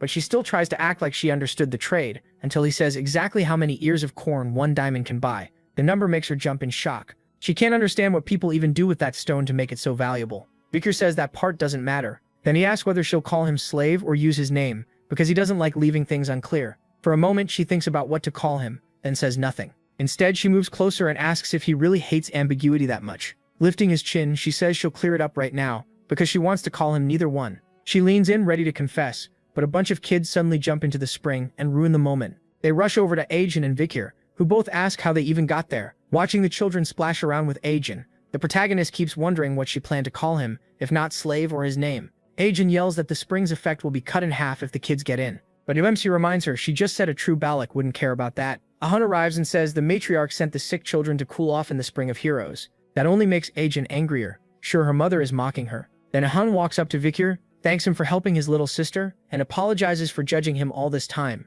He simply says it's fine. That answer annoys Ahun. He's giving a real apology, and that's all he gets? Ajin just smiles to herself, thinking there's still time, then gets Vicure's attention and congratulates him on officially joining the Balak tribe. 2 years later, Ajin takes a brutal punch to the face and crashes to the ground as the one who hit him stares down. The other warriors are stunned by what they just saw. The winner says Ajin was weaker than expected. Then it's revealed that fighter is Vicure, now 17 and far stronger than before. Ajin asks for one more round, but the protagonist says he's done fighting. As he heads through the forest, he says he's going for a walk. Once MC leaves, one warrior says he's become a monster after recovering. Another adds that even his archery is now on the commander's level. Someone else laughs it off, saying even he could hit Ahun hard enough to make his nose bleed. That joke dies fast when Ahun says the punch never even touched him. The force of the swing alone sent him flying. Deeper in the woods, Vicure looks a little worn out. Still, he thinks he can now use the six prey perfectly. The marks he left in the stone show just how much power he's gained. He still has a long way to reach the 10th form, but mastering the 6th at 17 is already amazing. He now has 6 mana circles too, enough to rank with high-level graduates. With the River's Blessing and the Demon Sword, he could even face a top graduate. Looking off to the side, Vicure realizes it's already been 2 years since he entered this forest. He starts wondering if he should say goodbye to the tribe once his prep is done. Nearby, Ahun's white wolf gets distracted by a butterfly. He stays focused on the trail of a Machosu snake from the deep forest. He says it's huge and old, and if they catch it, they'll have enough food for 4 days. A moment later, he notices his partner isn't paying attention. He asks why she's so distracted during a hunt. She awkwardly says another hunting group wanted her to ask him something, and Vicure can tell she's hiding part of it. Then she pulls out a knife and says they found this. The dagger came from an imperial outsider passing through the forest. She asks if the protagonist knows the emblem on it, and he does. It belongs to Leviathan. one of the 7 imperial clans just like his own family. At first she thought it might be tied to the merchants. Then she explains those people were pouring some red liquid around the forest. Her group even caught one of them, but the man chose death over talking. Vikir keeps staring at the knife until she calls his attention again. She says there's something else he needs to hear. Then she asks if he wants to return to his homeland. She explains she hates hiding things, and a few days ago another imperial person came into the forest. That shocks Vikir because they were probably looking for him. Ayen grows serious before dropping even bigger news. She says the woman has been coming back ever since he fought that madam, tracking his traces in the forest. With a sad look, she asks if he plans to go with her. In her mind, he must be tired of hiding and ready to leave with that woman. She thinks about stopping him with tribal rules, but knows that won't matter. To her surprise, Vikir says he has no wish to go back. That answer lights her right up. She asks if he's serious. When he confirms it, she breaks into a huge smile. She hugs her wolf in relief, happy that Vikir isn't leaving, while he quietly thinks things through. He knows he can't return until he's sure he's stronger than Hugo. He wonders whether the clan has moved past everything, or if outside forces are pushing this. Since the clan allowed a search party, their alliance must be strong. To MC, that means something changed after his death. Either way, he knows he needs to check the outside world soon. Before he can finish that thought, a giant fish bursts out of the water. It startles both of them at once. The thing is as big as a great white shark, and it crashes down right in front of them. Bakura wonders if it's a dipnoic fish. Ayen explains that when one this big appears, a heavy rainy season is coming. Then he notices something important. An arrow is stuck through the creature. To find out what happened, they cut it open. Inside, they find a man's bones, the remains of someone swallowed alive who tried desperately to fight back. Ayen says the clothes look like they belong to the Rococo tribe, and from the pose he must have panicked after being eaten. That makes no sense to her, since these fish usually feed on things already dead. Vikir says maybe the man was so weak the fish got confused. But that only raises another question. Why would someone that weak be hunting unless his tribe was in trouble? Something may have happened nearby, so they decide to investigate. A few hours later, they reach another area. As they get closer, Iveen looks sickened. The whole village has been wrecked. Every Rococo warrior is dead. While checking a body, Vikir spots red marks, and Iveen points something else out. It's already past dinner, yet there's no smoke rising from the village. They move in and find bones hanging around, and the tribe completely empty. The protagonist finds it strange that he can't sense a single living villager. Even the grass shows it hasn't been cut for quite a while. Iveen wonders if the tribe moved somewhere else. As she steps into a hut, then a swarm of flies bursts out and startles her. Inside is a barbarian who died alone. Iveen calls out that she found a body, and Vikir says he found one too. Those red spots remind him of a plague that spread through the forest before he came back. It was called the Crimson Death, a deadly disease that wiped out many barbarians and humanoids. Iveen panics and says they need to leave at once because it's a divine curse, but MC tells her it's just an infection that spreads. That only scares her more, and she decides to stay by his side so he won't die. Vikir studies the bodies and figures the healthy people probably abandoned the infected and ran. Then he says he'll search the tents for anything useful. Left alone, Iveen suddenly gets frightened. She turns at once after feeling a terrifying presence, and then he hears a scream. He rushes back and asks what happened, only to hear Iveen shouting about the curse. She points at a little girl and calls her the cursed child. Even with Iveen screaming, Vikir stays calm. He walks toward the child while Iveen can't move because of a cramp. The girl doesn't look like she's from the Rococo tribe, and she seems to be about 5 years old. She also seems to be grieving, because there's a small grave right behind her. Vikir asks who she is, and learns she was a slave used by the tribe. Cindy Wendy asks her name, and the girl says Pomeranian, an imperial name. What she says next completely shocks the protagonist. Her family name is Baskerville. Stunned, he asks her to repeat that. She says it again. She is Pomeranian Baskerville. In the clan, the name Van is used for branch family members like MC, while Let is used for men of the main house. For women of the main house, the title is also Let, though it's rare since the family has mostly men. That means the little girl in front of him is a direct descendant of Hugo. Vikir knows there can't be many children with that name, and Iveen points out something on the girl. She's wearing a necklace with the Baskerville symbol. He grabs the necklace at once, startling her. What he finds inside leaves him shaken. It's a family photo. One of the people in it is Hugo, his father. Vikir can't understand why Hugo would be there. The little girl is still scared by his sudden move. With a hard look, he asks what her connection is to the people in the picture. Iveen cuts in, saying no child will answer if he talks like that. He should try smiling first. Vikir knows she is right. Fighting down his shock, he gently asks who the people in the photo are and forces a smile to calm the girl. Iveen stares at him, surprised he even knows how to smile. Then the little girl finally speaks, saying the people in the picture were her mother, her grandfather, and her grandmother. That makes the protagonist remember something the butler once told him in the hallway. Back then, Hugo had been kind and gentle, and he deeply loved his first wife, Roxana.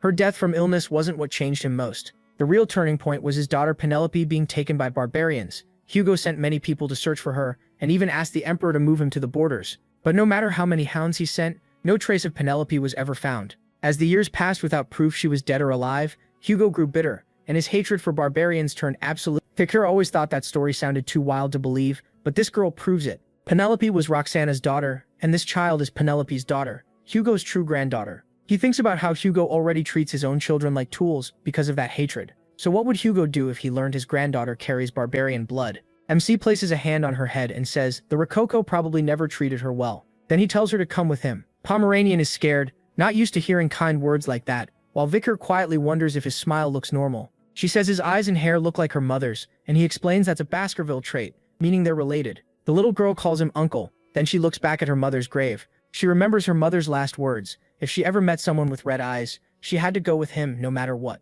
Vicar watches the girl step closer. She lightly grabs his clothes and says she'll go with him. In that moment, two lost souls found each other. A few days later, the girl has settled into the protagonist's cabin and asks where he's headed. She runs into his arms and he tells her he's meeting the tribe leader. Holding her, he wonders if she's scared to be left alone. It's kind of sweet, but raising a child is way harder than he expected. Since there's no other choice, he wraps her in a cloak and carries her on his back. He knows she can't grow up in Balog village and should be raised somewhere with imperial culture. The plan is simple. Leave the forest, pass through the city, and ask Chihuahua for help. Then Vicky reaches the tribe leader's cabin. She asks if some kind of plague is spreading. With the rainy season close, contaminated water could spread it fast and cause huge damage. Then the shaman suddenly shouts that this isn't a plague, it's a curse. According to him, only a great offering can stop it. Adon argues back saying it's not a curse at all and they need to move the village. The elders refuse right away. They won't abandon their sacred land. The younger ones worry about the children, asking what future is left if everyone dies. The fight between old ways and new ideas goes on for a while. In the end, the choice falls on the tribe leader. Watching from the side, Vikir thinks about the Red Death. It was as deadly as the Black Death that once nearly ruined the Empire. It spread fast, and the Empire only survived because Kami made a wall of fire to stop it. Saint Dolores from the Divine Clan also used her holy power to wipe out the plague, but her healing only covered the Empire, so most barbarians on the mountain died in the forest. That actually helped the Baskerville clan. After the barbarians died, monsters spread out of control and started attacking civilians.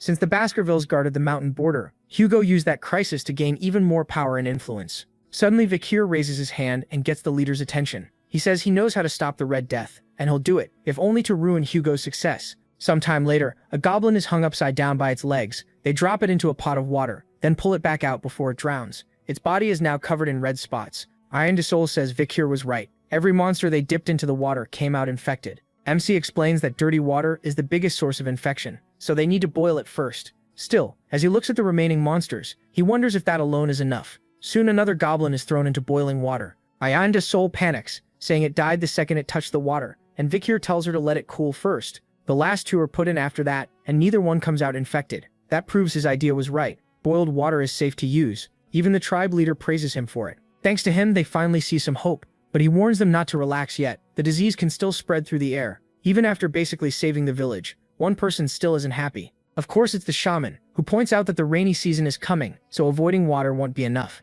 Vikir agrees. Once the rains come, the river will rise, and the damp air will carry infection too. That's why the village needs to relocate. But they've already argued about this. Many still refuse to leave the sacred ground. The protagonist answers that they can move without truly leaving it. A few months pass, and the rainy season finally begins. The river swells and turns dry land into a swamp. Even the elders are shaken. They've never seen anything like it. Nearly the whole forest floods, except for Balak village. Men shout for the ropes to be tied tighter. They're securing ladders that connect to raised platforms. The entire village has been moved up into the trees with ladders linking one home to the next. The villagers are relieved that even with all the rain, they stayed safe. They thank Vikir, calling him the one who saved them all. MC thinks the many huge trees in this area turned out to be a big advantage, while the little girl calls out that she wants to stay with Uncle. Then something suddenly grabs his attention. He spots a creature sneaking toward a pair of distracted men. A giant snake bursts from the river and attacks them, but an arrow quickly kills it. Agen the Soul fired the shot, annoyed that this overconfident beast dared show up. As they look at the giant creature, Vikir asks if it's Mushusu,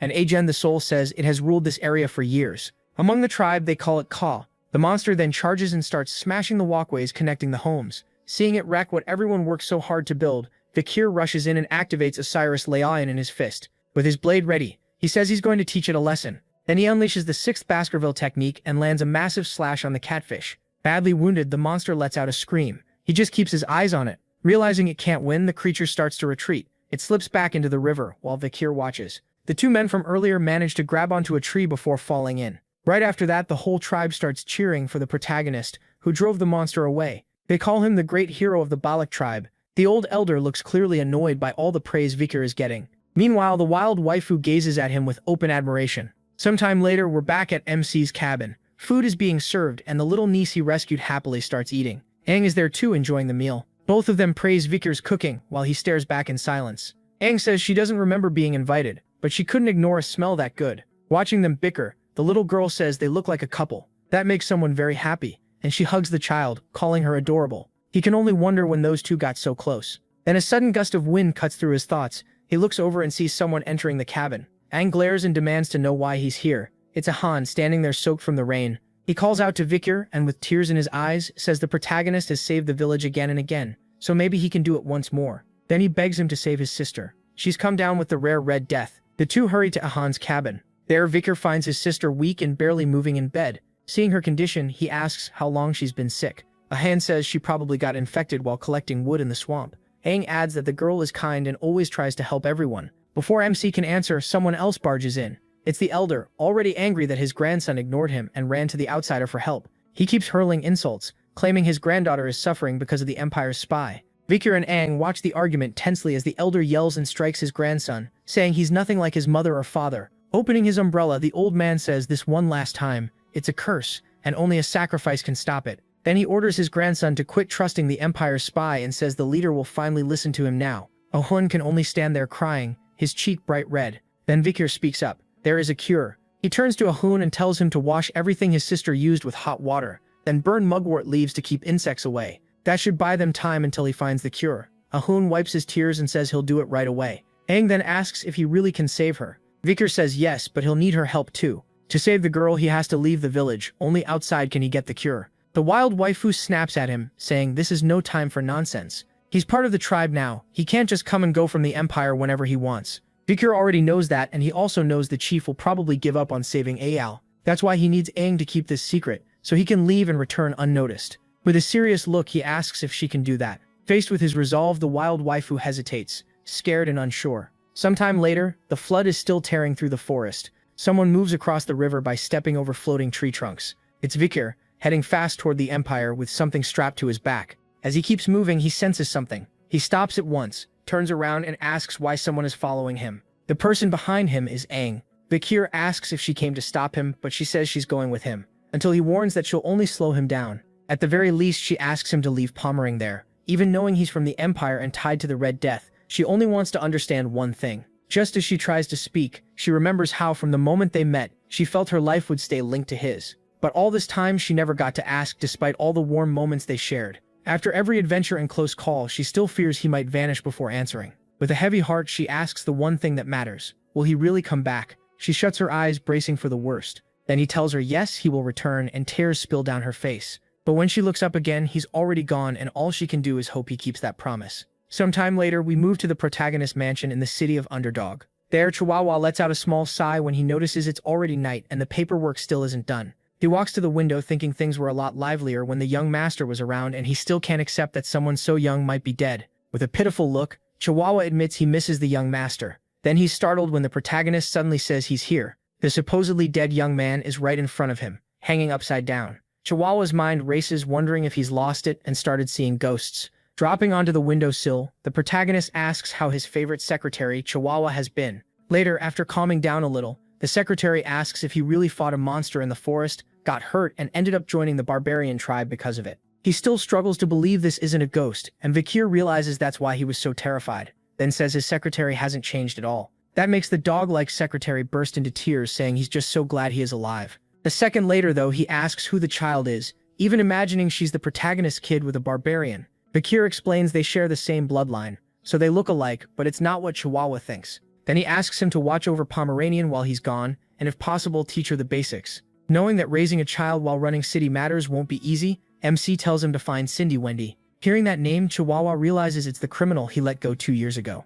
Even then, he asks how he's supposed to find her, and he reminds him of the time he gave 10 billion to a girl. Since no one else is helping her, she should be easy to approach and likely with the child. If she refuses, he can tell her the protagonist is alive. After agreeing, Chihuahua asks when the young master will return. Vikir says he still has something to finish. Remembering the promise he made to Ayan, Curing the Red Death may actually be simple. He just needs one drop of holy water from that clan. So what he has to do is obvious. With firm resolve, he says he's heading to the sacred Quo Vadis clan. Soon after, 2 guards stand watch at the castle entrance. A moment later, they spot something coming closer and lower their spears to stop the cart, saying they need to do a quick inspection. First, they confirm the driver is Joseph, the man who runs the oil shop on the first floor. Then they move to the barrels and ask to check what's inside. The old man protests, asking if that's really needed since he comes here all the time. But the guard says orders are orders. So a knight steps up to a barrel and wonders if he should open it. He picks one at random. As he starts lifting the lid, the old man panics, clearly worried about this barrel. Slowly, the knight opens it and gives it a suspicious look, after noticing something inside. But it's only oil, just like Joseph said. The guard tells the driver he can pass, and the man looks relieved. He even welcomes him to Santa Mecca, the bright holy city. Once they're moving through the city, the driver turns to one of the barrels and says he can come out now. A hand suddenly smashes through the lid, startling even the old man who knew someone was hiding in there. The broken lid drops to the ground, and out steps a masked man in black, his whole body slick with oil. Wearing a plague-like mask, he says nothing. The driver says he kept his end of the deal by getting him into the city and asks if he can go. The masked man tells him to wait, then hands over the promised boar-bear teeth. He soon heads for the darker part of the city, while the merchant watches, remembering he stayed submerged in oil for over 2 hours, and thinking no normal human could do that. Sometime later, the man, likely Vikir, stands atop a building, watching the city. He takes off his mask, a little relieved, thinking this is the longest he's ever stayed submerged. Before this, his record was in the river Styx, where he lasted 7 minutes. Still, he made it into Quo Vadis territory. Santa Mecca is the clan's main city, home to 160,000 people. Under church rule, desire and greed are tightly controlled. People would ignore gold even if it lay in the street, because they're constantly taught to keep order and peace. Then a bell rings, and Vikir remembers that when the tower bell sounds, everyone stops to pray. Sure enough, the whole city freezes and begins worshipping. Mecca uses that moment to walk calmly through them, wondering how anyone can live like this. Later that night, still masked, he approaches a well, opens a flask, and pours a strange liquid into it. The Red Death spreads through the blood, sweat, and tears of Yahello, so touching it is enough to infect someone. It's extreme, but time is running out, and since this is sacred ground, they should respond before anyone dies. Then a few children spot him and ask who he is. They call him a strange man by the well, while the shy one says they should just leave him alone because he looks dangerous. Vikir turns and warns them to listen carefully. This well is cursed, and anyone who drinks from it will die. He tells them never to forget that. Terrified, the children think he's a ghost and run off. Convinced he cursed the well, he stays put, sure they won't touch the water now. Then he drives a dagger into the ground and says it was left by the Leviathan clan, known for poison.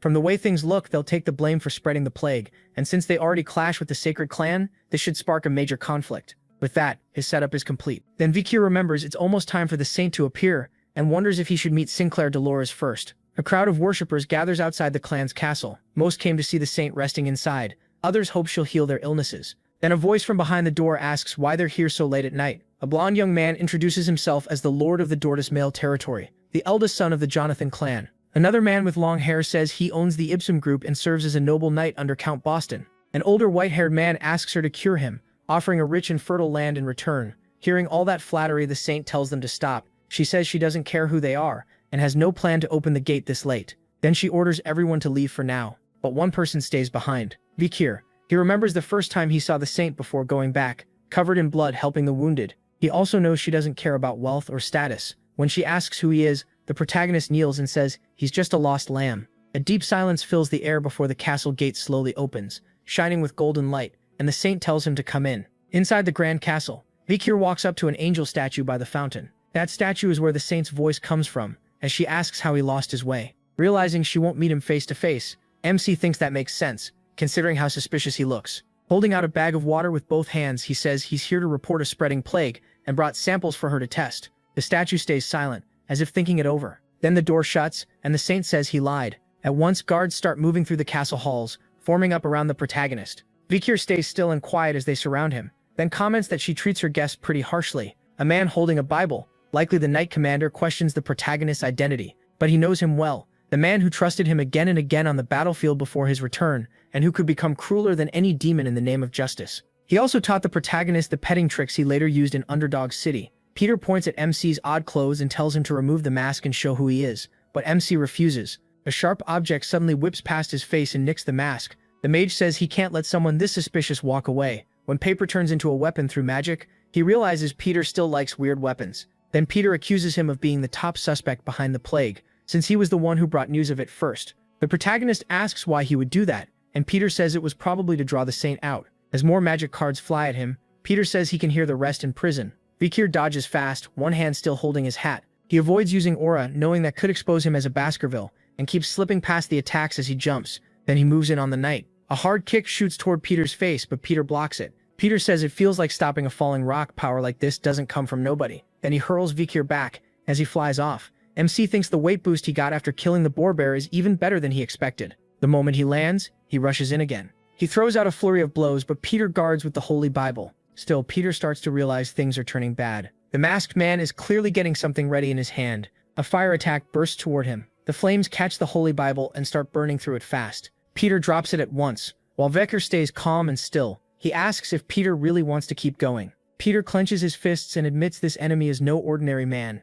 That only makes him more set on stopping him, so he charges again. Before he reaches him, Vikir kicks the burning Bible, sending it straight at Peter's face and throwing him off. In that opening, the protagonist lands a hit to his stomach, this time boosted with mana. The blow is so heavy it sends Peter crashing into the statue and smashing it apart. Blood spills from his mouth. Seeing their leader go down, the guards panic for a moment, then quickly tighten up around Peter to protect him. Vikir sees they still won't back down, so he readies himself for the next wave. Before anything else happens, the saint appears and orders everyone to stop. She's a young blonde girl with emerald eyes, and the first thing she asks is whether he's the lost lamb who came to see her. When he confirms it, Vikir knows for sure this is Saint Dolores. She says he looks less like a lamb and more like a hurt little puppy, but a guard snaps back that he's no puppy. He's a bloodthirsty wolf. Dolores cuts him off and tells him to go bring tea. Then she heads to her room and says she wants to speak with MC. Sometime later, a table is set with snacks and tea. The two sit across from each other while Peter keeps a hard eye on Vikir. He recalls that the saint should only be 16 right now. Across from him, the young woman calmly sips her tea,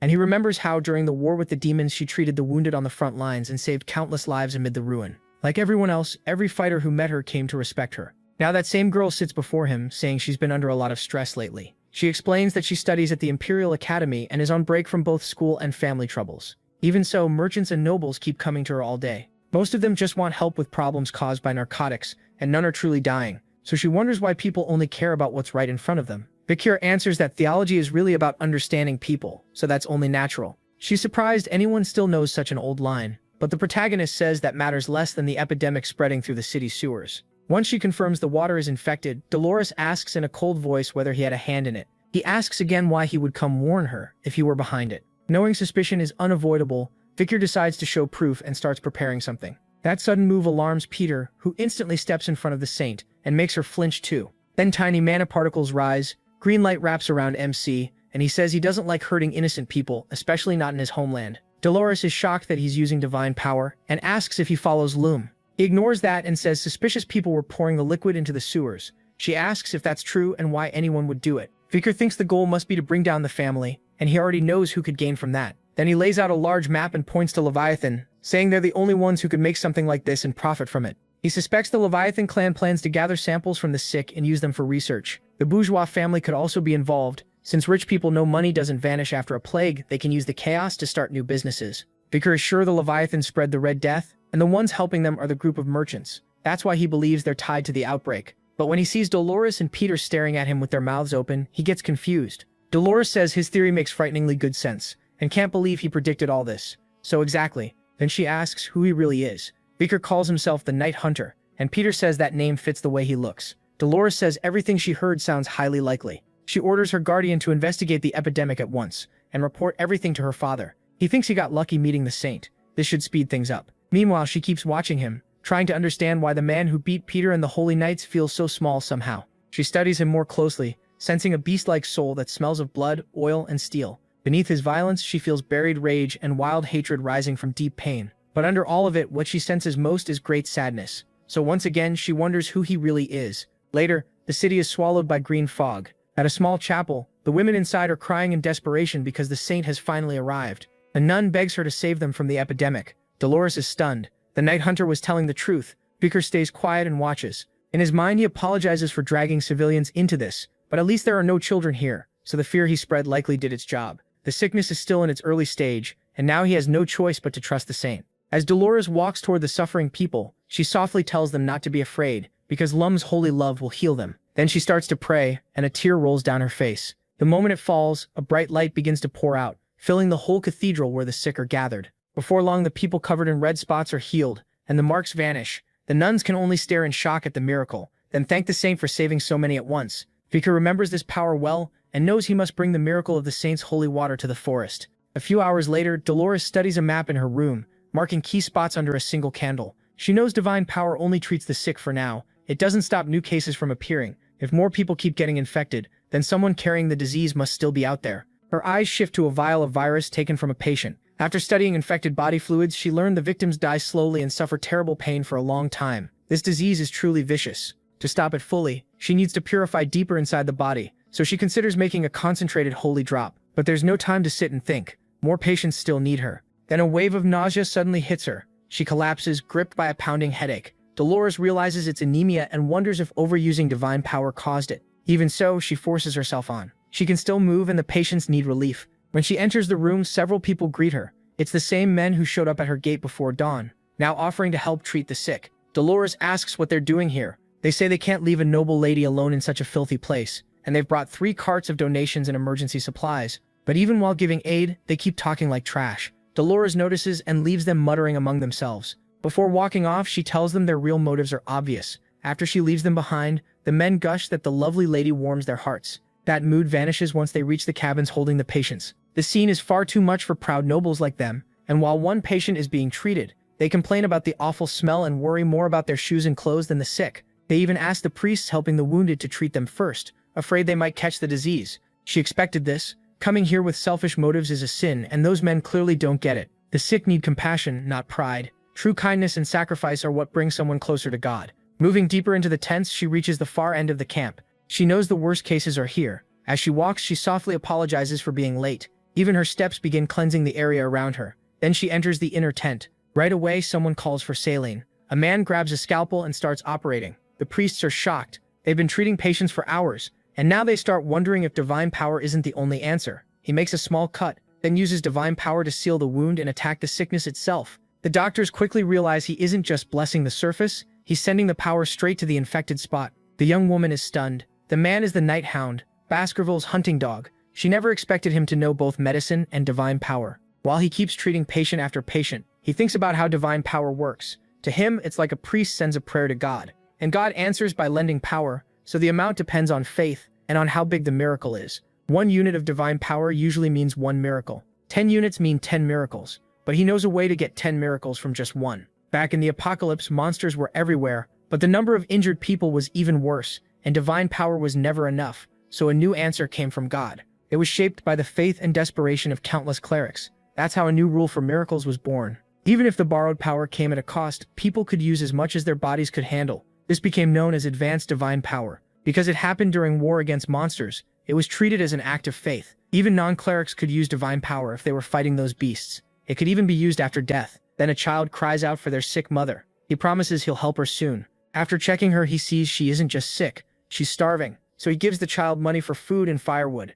One priest immediately snaps at him, saying material help isn't allowed. He warns that if this keeps up, people will keep asking until all his money is gone. Fikir just asks how something can never end, when what's in his pocket clearly does. If needed, he says, he'll hand over every coin. Then he focuses on the mother again. Her condition is far too serious for him to waste time arguing over money. A moment later, he suddenly apologizes. That leaves the priestess frozen. He said he was sorry and she can't understand why. Her mind goes back to the time they shared coffee, when he said theology is really about understanding people. Now she thinks his apology may be like hers. Watching him filthy, exhausted, and barely staying upright while he still keeps helping others, she starts to believe he's apologizing because he can't save even more. The priestess quietly looks away. For all her status, Dolores is still just a 16-year-old girl with little real experience. And for the first time, her heart races because of the man before her. A few hours later, Fikir pulls off his mask with a tired sigh. He's outside now, near the forest fence, drinking water. Then he notices someone coming, quickly puts the mask back on, and asks what's wrong. Dolores only watches him calmly as she steps closer, asking if she can speak with him for a moment. She thanks him first, saying everyone was saved because of his help. He brushes it off. He only did what had to be done. She says someone as strong as him should have been the one born with divine power. Meanwhile, she feels weak in body, mind, and faith, yet she was the one chosen. She can't understand why God made her a saint, when so many others seem more worthy. But before she can keep going, he tells her that pain and guilt are exactly why she was chosen. The world needs a light that can reach the deepest darkness, not just someone powerful. Hearing that, she starts to cry and asks if she'll ever become someone who can speak that way. Because of the plague, the clergy gathered to pray and make holy water enough to cleanse the infected sewers with a single drop. In total, they created 3 drops, including the reserve. They named it Pliny de la Verge, the saint's tears. The 3 drops are placed on an altar like sacred treasures, and Dolores kneels before them in prayer. She begins speaking to God. Golden lights drift through the hall, and the power keeps building until a bright flash bursts from the jars of holy water. A knight steps in and places them in a case, thanking the saint for her effort and promising they will be guarded. But as she looks outside, she feels there's still one more thing to do. So she heads to a place with an angel statue that looks a lot like her. There, a priest is praying with a rosary in hand. She calls him father and says she has news about the Red Death. The Pope tells her to come closer. He praises her offering and says he expects no less from his daughter. Then we learn this man is a leader of the church, Cardinal Humbert Luncavadis. Dolores thanks him and starts her report. She explains that the saint's tears purified the water running through Santa Mecca. She also heard children say a spirit cursed the well, and a glass bottle used to spread the plague was found there. After searching the area, they found something suspicious. She presents a dagger recovered near the well. He recognizes the emblem at once. It belongs to the Leviathan and Bourgeois clans. What shocks him is that they somehow made an artificial virus. His anger rises as he demands to know how those poison-crazed fools dared mock the divine. Soon his power shakes through the hall around her, and he calls for immediate war. Dolores stays silent. Then he brings up the young man calling himself a hunter, saying he's highly suspicious. He orders his daughter to seize him at once and force out a confession, but he's caught off guard when she shouts that the man is innocent. She stands firm and he asks what she just said. Dolores explains that the hunter did everything he could for the infected, and because of him, no more people died. Someone like that, she says, can't be evil. In a cold voice, her father says he understands. Even though she has never opposed him before, now she's defending a man. He slowly lifts his hand, filling it with divine power, as he says he'll question the hunter himself. A blast fires from his palm into the sky, visible across the whole city. At its highest point, it bursts like a fake sun. He tells her resistance is pointless, because paladins are already on their way after the so-called hunter. The men storm the house where Vikir had been, ready to seize him. They pound on the door as they enter, shouting that he is the Red Death suspect. But the room is empty except for the furniture. Back with her father and the saint, someone suddenly rushes in with terrible news. A young boy says one of the saint's tears has been stolen from the basement. Hearing that, Dolores is left in total disbelief. She realizes the man had been there to steal from her all along. With one tear in his hand, Vikir simply thanks her. Then he walks off and vanishes with the stolen treasure. At that moment, her memory drifts back to years earlier, when she was still a child. The wild girl had been attacked by a 3-headed Cerberus. Her tribe tried to save her, but the beast couldn't be stopped. Cornered, she slipped, and loose rock broke away beneath her. She fell down into the forest. The impact knocked her out, and when her vision faded, she saw men standing over her with cruel smiles. Hurt and surrounded, the young girl couldn't resist. Sometime later, she appears with bandages around her head and a sword in hand, facing a much bigger man in an arena. The scarred, bald fighter looks fully ready, while masked nobles watch for fun. Then he charges at the little girl, who is terrified and unsure how to react, but he's grinning like she's easy prey. She barely dodges and manages to nick his shoulder, but her alarm returns at once when he grabs her leg and hurls her across the arena. Blood spills from her mouth as she crashes down. The nobles just smile, entertained, and the bald man enjoys it too. The young girl cries, certain this is how she'll die, but thoughts of her tribe fill her mind and give her the strength to stand and fight again. As memories of her capture and suffering rush back, she paints war marks with her own blood and gets ready to fight. We never learn if she won, but now she's hanging on a cross. Her eyes are empty, full of despair. As her tribe's memories fade, she has nothing left but to give up. Then a vial filled with red liquid appears in front of her. The sight of it makes her freeze. That's when she notices a young man watching her. He only tells her one thing: run. Then it hits us. This was all a dream. The girl wakes up in her mother's lap, and her mom asks if it was another nightmare. Even in her sleep, she's still looking for Vikir. By now, she's become terribly sick. Everyone fears she caught the Red Death. Her mother tries to comfort her with a story about a tiny seed planted in the earth. Her father planted it, and her mother watered it every day. Before long, it grew into a strong, beautiful flower. When it was fully grown, they picked it and enjoyed its beauty. That's how she explains the girl's birth. Then she says no one knows what life will bring, so she has to keep going and stay alive. She's sure Vikir will come back with a cure, but the girl has already lost faith and thinks he's not returning. Then a shout suddenly rings out, he's back. The protagonist has finally returned to the village. Her mother says she was right and now her daughter can be healed. But when she looks at the bed, the girl is already gone, sprinting outside. Her mother can only wonder how someone sick with the Red Death can move like that. As she runs through the mud, the girl remembers the day she escaped and the prison burned behind her. She had been crying, and honestly, she was terrified. But when she saw Vikir call out that giant spider to fight, something changed. She found the courage to push past her fear. After the brutal battle, he was thrown aside, clothes torn and barely alive. That was when she looped a rope around his neck and dragged him away with her white wolf. Back in the present, she's worn out from running just to reach him. Vikir asks how she made it here since he heard she had the Red Death. Before he can say more, she leaps at him and hugs him tight. The impact sends both of them crashing to the ground. MC says his back would have snapped if he hadn't used mana, and adds that she looks a lot better now. Still crying but smiling, she welcomes him back and he tells her it's good to be back too. A few hours later, inside the hunting tent, Vikir stands with the villagers around a sick girl. He opens the wrapping that holds the saint's tear and brings the glowing vial close to her. The holy power alone heals her, and a hun breaks down as his sister's marks vanish. The villagers realize the light itself was enough to erase the Red Death. Vikir really found the cure. He asks how many patients are left, even in tribes close to wiping out. Then he tells a hun to gather every sick person in one place. He plans to use this moment to make the other tribes owe them. As for the monster fish they ran into earlier, he says he killed it on the way back, and tells them to cook the meat and share it. That only makes the other tribes feel even smaller next to him. Vikir cuts it short. They have no time to waste and need every tribe at the river now. A few hours later at the river, the tribes start arriving, one after another, answering Vikir's call. He walks to the water with the vial in hand, and lets a few drops fall in. They spread through the river, poisoned by the Red Death. Soon the water shines gold, and the sickness starts disappearing. In seconds, the whole river is purified. Now the water is safe to drink, and can even heal disease. Vikir tells the tribal leaders that drinking it is enough. The sick rush forward and drink. Almost right away they feel better. Their bodies grow lighter and the Red Death is gone. One tribal leader offers to make him a shaman, but he refuses. He turns it down without hesitation. Then someone slams a foot into the ground. The sound makes Vikir look over. It's the leader of the Jegachat tribe. He calls on the deep forest people and asks who the hero is that purified the land.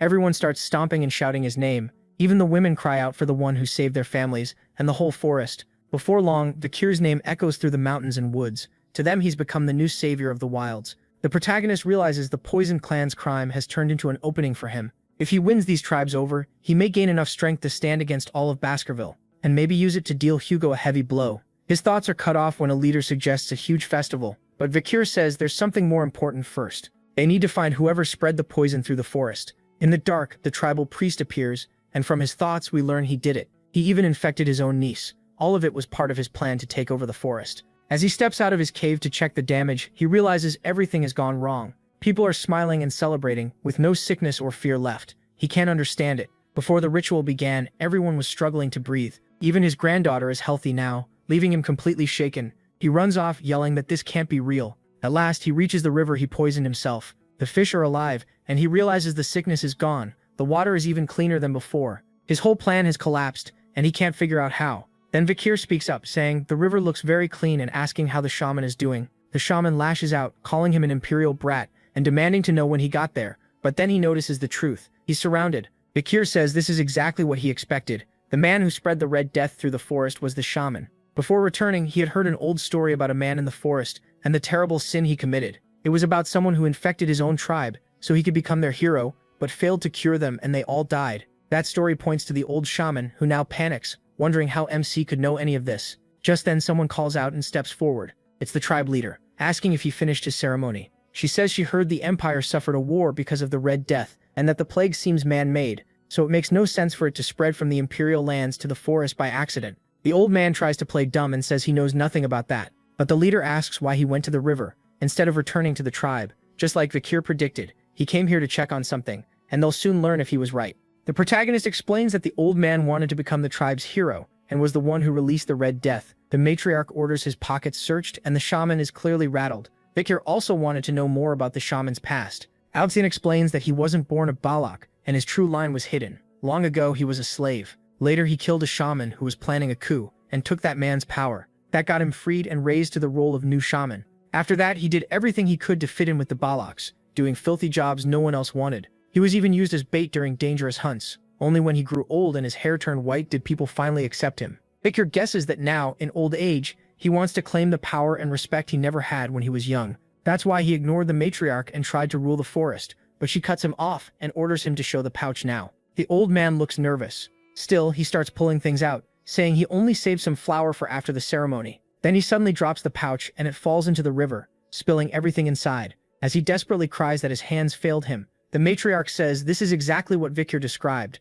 He really did throw the pouch into the river, just like MC said. Now its contents can't be checked that way anymore. Furious, the old man argues that if he is talking about an antidote, then he's basically accusing him of spreading the poison. He demands the matriarch punish this imperial outsider for staining the shaman's honor, but she replies that no one should be judged without proof, so if he's truly innocent, she will protect both him and his honor. Because of that, she calls for an Iliad. The moment he hears that, the shaman turns pale. An Iliad is a duel used when words can't settle a conflict, and the Valak backs the winner. Then his grandson steps in and says he has always preached respect for tradition. Since the Iliad is one of the Valak's traditions, he should honor it now. The shaman is clearly annoyed by his own grandson, still he can't refuse the challenge, so he sets the Iliad for 4 days later on the night of the full moon. But Vikir steps in and says he won't wait that long. He's sure the one being challenged picks the date. That's the tribe's rule. So this was the protagonist's plan all along. Force the shaman into calling for an Iliad. A few hours later, the tribe gathers, and the matriarch starts the duel. Warriors form a ring around them so no coward can run.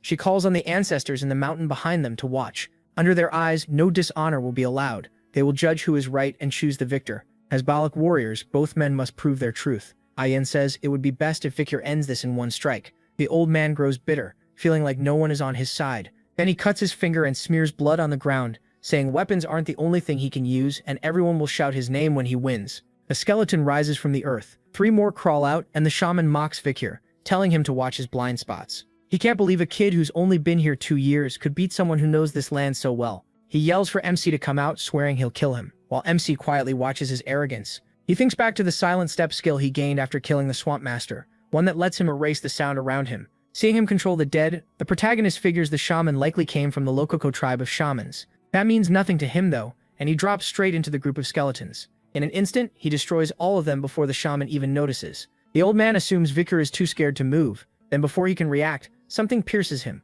As he dies, he wonders when it happened. He never even heard footsteps. MC coldly finishes the job, then he puts Beelzebub away. Ayan walks up, calling out to him. The tribe is stunned. The duel ended in a heartbeat, and the ancestors have shown the shaman was lying. Collapsed on the ground in his final moments, he groans that it hurts, and begs not to die, to live among the Balaks. He suffered through a humiliating, unfair past. His hatred for him comes from envy. They came from similar beginnings, but when he was young he never reached even half of what him has. He can't accept that, and he wants revenge on this boy. The protagonist tells Ahun to kill his own grandfather with his own hands. That would hurt him most. Ahun is furious, saying this man nearly got his sister killed with the Red Death. A coward like this old man deserves to feel that pain, not anyone's pity. But then it becomes clear, the shaman had one last plan. He's been drawing a spell with his blood. Soon the tomb holding the ancestor's body starts to glow, then bursts open with a bright light. Purple mist spreads over the mountain, and the tribe panics, wondering what this strange power is. Ahun is horrified to see his grandfather getting back up.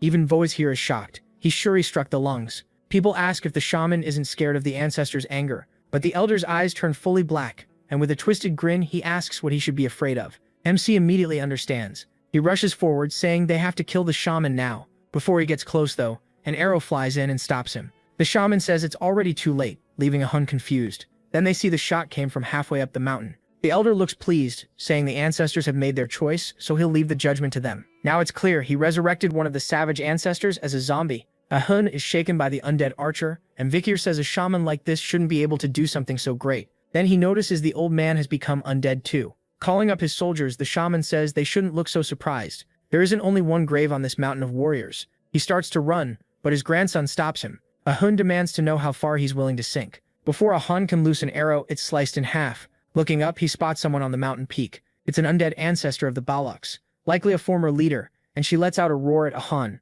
Before she can act, an arrow drops the warrior. That shot came from the Balak leader, who orders everyone to get ready. She says the enemies before them are just puppets, and the only respect left for them is to send them back to the dead. Even if they're shaken, the warriors ready themselves. Then the clash between the undead and the living begins. Powered by forbidden magic, the undead quickly take the lead. The humans are forced to duck, hide, and struggle to stay alive. One corpse roars and charges, but it gets taken down by an arrow. Then several more fall at once. There's a reason the current Balak leader is counted among the strongest. Vikir knows it too. She's on the level of a veteran knight. This is the knight Foxakia, a fighter said to be able to stand against an empire. Ayard says that if the matriarch is here, they should be safe, but he tells her to come with him. They need to chase the fleeing shaman right now. He looks toward one of the chairs and says he needs her to handle something. The little monkey quickly runs off, while the shaman turns thoughtful. He knows reviving the ancestors isn't enough. With Aegir around, he still can't relax. She's a genius and the strongest person in the village. Even so, he smiles darkly, sure that not even she can deal with what's coming next.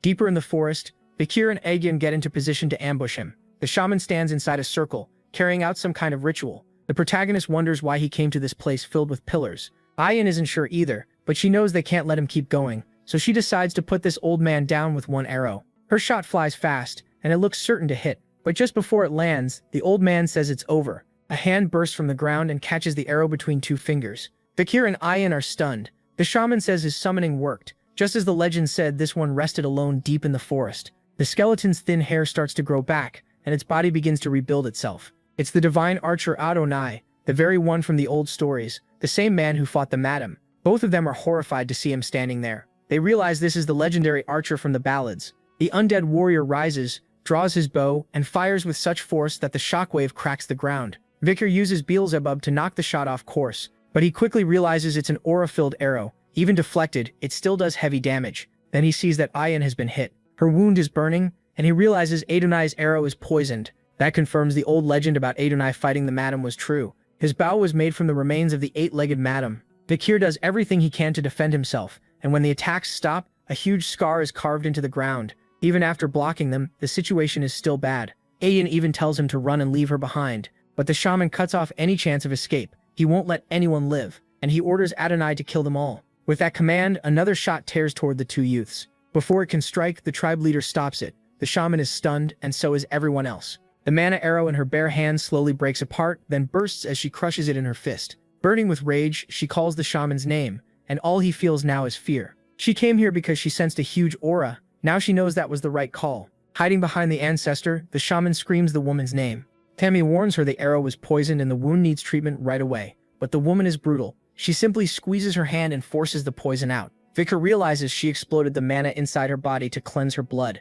Annoyed, she stares at the shaman who is trembling in fear. She says she doesn't care about his betrayal right now. She only wants one answer. Is that man really the divine archer Adonai? When he says yes, the shaman adds that she's facing someone she would never dare challenge. That only makes her smile. She tells Vikir and her daughter to stay back. Now this mother-in-law is going to bring the hammer down on the ancestor. Before the fight starts, she says it's an honor to meet him, even in a moment like this. The two legendary archers face off, each reading the other's moves. But Vikir's mother-in-law moves first, sliding to the side as she readies several arrows. At the same time, she unleashes a full barrage at the undead archer. He calmly avoids them and fires back. Akia dodges that shot too, and the instant she lands, she prepares another attack. Across from her, the legendary archer gathers his aura. Their fight is so fast and fierce that only the trails of their movement can be seen. Vikir says this is a clash between master-level aura users, something so rare he never thought he'd see it. Meanwhile, the shaman uses the eye on his finger to watch the fight and sees that Aquila is matching Adonai blow for blow. Even so, he just smiles and says that still won't be enough. Adonai is already dead, so she can't truly kill him. He'll keep fighting until his aura runs dry. When an arrow nearly grazes her, she realizes a long-distance battle will only put her at a disadvantage, so she studies him more carefully and sees that his strength, power, and speed are almost flawless. But one key thing is missing. A black arrow flies straight at her and she fires one of her own. The two arrows collide and trigger a huge blast through the forest. Out of the smoke, Aquila rushes in after Adonai and swings a kick at his face. He slips away with ease and she misses. A single slash from his dagger tears through the trees around them, but she still manages to avoid it and catch his dagger with her own. Right after that, she kicks his knee to throw him off balance, locking up the legendary archer for a moment. Then she notices another arrow coming, so strong it sends a blast of wind into the sky. Even Aquila gets pushed back by the shock. Furious, she glares at the great ancestor and sees the hit actually did real damage. She wonders if he's holding back because he's dead, or because he doesn't want to hurt his own descendants. As she readies a final arrow, she decides the only mercy left is to end this state he's trapped in. Then she lets the shot fly. But just before it lands, Adonai stops it at the last second, a black flash covering his face. Aquila is stunned when she realizes it wasn't really him. The arrow was caught by a dark, evil energy spilling from his wound. That energy starts taking shape and fuses with Adonai, taking full control of his body. This is clearly the shaman's doing. Since Adonai resisted the necromancy, he decides half measures won't work and forces him to keep fighting until every threat is gone. Once that aura fully merges with him, Adonai looks far more terrifying. The power inside him spreads through the whole area, and for the first time, the Balak leader is truly worried. Black flesh covers his muscles, repairs his wounds, and crawls over his whole body, until he looks less human and more like the tribe's true demon. As that frenzy grows, a huge shadow appears, and it turns out to be a giant turtle drawn in by the chaos. Several other massive monsters also gather around Adonai. The elder says they're Ranka beasts from the forest, likely pulled in by the disturbance. They're enormous and powerful, but in an instant all three are killed with a single attack each. So it isn't just his form that's changed. His power has jumped to something unbelievable. Not even Aquila can see when he fires. The elder says this is Sir Adonai's true power and now he wants him to kill the woman standing before him. With no better choice, Vikir's mother-in-law focuses on dodging, because the arrows now carry crushing killing intent, and each hit spreads more of Madam's poison through her body. It's weakening her fast, so she knows she has to end this now. She draws 2 arrows and fires both at Adonai, but with one smooth move he avoids the first, while the second keeps flying at his face. Then he lifts a finger, opens a portal, and makes the arrow vanish into it. The shot is completely swallowed. Watching this, Aquila looks shaken, then smiles because that was only part of her plan. A hidden arrow from above strikes Adonai. She used a trick. The first arrow missed on purpose, the second forced his block, and then the first looped back at max spin and came for the back of his head. The Balak demon is badly wounded, but he simply pulls the arrow out like it means nothing. That terrifies Aquila again, and the shaman mocks her. No matter how strong she is, she can't kill someone who's already dead. A simple shot to a vital spot won't bring him down. From a distance, Ayan de Sol watches her mother fight Adonai and fears this might be the first battle she can't win. She also notices the forest shaking in a strange way. Still, she holds on to Vikir's promise that he'd handle it. As he runs, MC knows the only way to stop the necromancy is to kill the shaman, and since the old man is terrified of Aquila, he's probably hiding behind Adonai. After scanning the area, he finally spots the rat he's been hunting. He charges in, planning to finish him with one strike, but just before he can hit, an undead ancestor jumps in with a brutal kick that Vikir barely avoids. The shaman panics when he realizes the protagonist found him again, but this time he was ready. He set several ancestors in MC's path, and every one of them is a warrior buried in the warrior's tomb, not enemies he can brush aside. At the same time, Aquila is clearly losing ground. She takes a deadly wound to the stomach and drops. Seeing the Balak leader fall, the old shaman shouts that she is finally broken. He boasts that the forest guardian will die, and he'll become the new ruler, but a fierce hunting dog cuts in. This is going to be a problem. Vikir uses the 6th blade of Baskerville, wipes out everyone around him and declares that the people of this forest will become his allies. Then he turns to the shaman and asks if he's finally done daydreaming. The old man freezes in fear and screams for Adonai. Adonai instantly launches an attack at him, but Aquila slams him with a kick and interrupts him at the last possible second. The arrow veers off course, giving Vikir just enough room to avoid it. Now completely furious, he goes straight for the shaman. The old man tries calling for Lord Adonai again, but his hands are already gone so he can't form the seal. He stares in horror, trying to understand what happened, but then realizes he doesn't even have a body left to feel with. Vikir cuts down the coward so fast it's effortless. And then we return to the Balak fight. Aquila is still being overwhelmed by the undead, and after collapsing from the attack, she's close to death. But before the undead can finish her, its body starts crumbling into dust right in front of her. Soon, all the other undead begin falling apart too. The tribe leader, barely catching her breath, stares at the ancestor in confusion as he also starts fading away. Before he disappears completely, she reaches out and takes his hand, asking him to rest in peace. Then a sharp scream suddenly rings out. It's coming from the elder's still living head, and of course he's yelling at Vikir because his plans were ruined again. The protagonist admits the old man is more capable than he thought. He could command countless undead and even control Adonai's corpse. Smiling wickedly, the shaman insists it's not over, and swears MC will regret this. But in the middle of his weak villain speech, he's struck by his own grandson. The boy is furious with him. Ahun apologizes to Vikir, saying if he had ended his grandfather before, none of this would have happened. He just glances aside and tells him it wasn't his fault, he did well. With a mix of sadness and relief, everyone watches the battle finally come to an end. But when they return to the village, the Balak warriors find it completely destroyed. Ayan de Sol asks what happened and where all the villagers went. Then Ahun's sister appears and says Madam came. Ayan de Sol doesn't understand what she means by Madam, while Vikir wonders why the monster, which had stayed still until now, suddenly moved. The girl points ahead and says that before Madam appeared, smoke rose from the shaman's tent. When the protagonist goes to inspect it, he finds several dead primates and realizes the shaman burned a plant that attracts insects.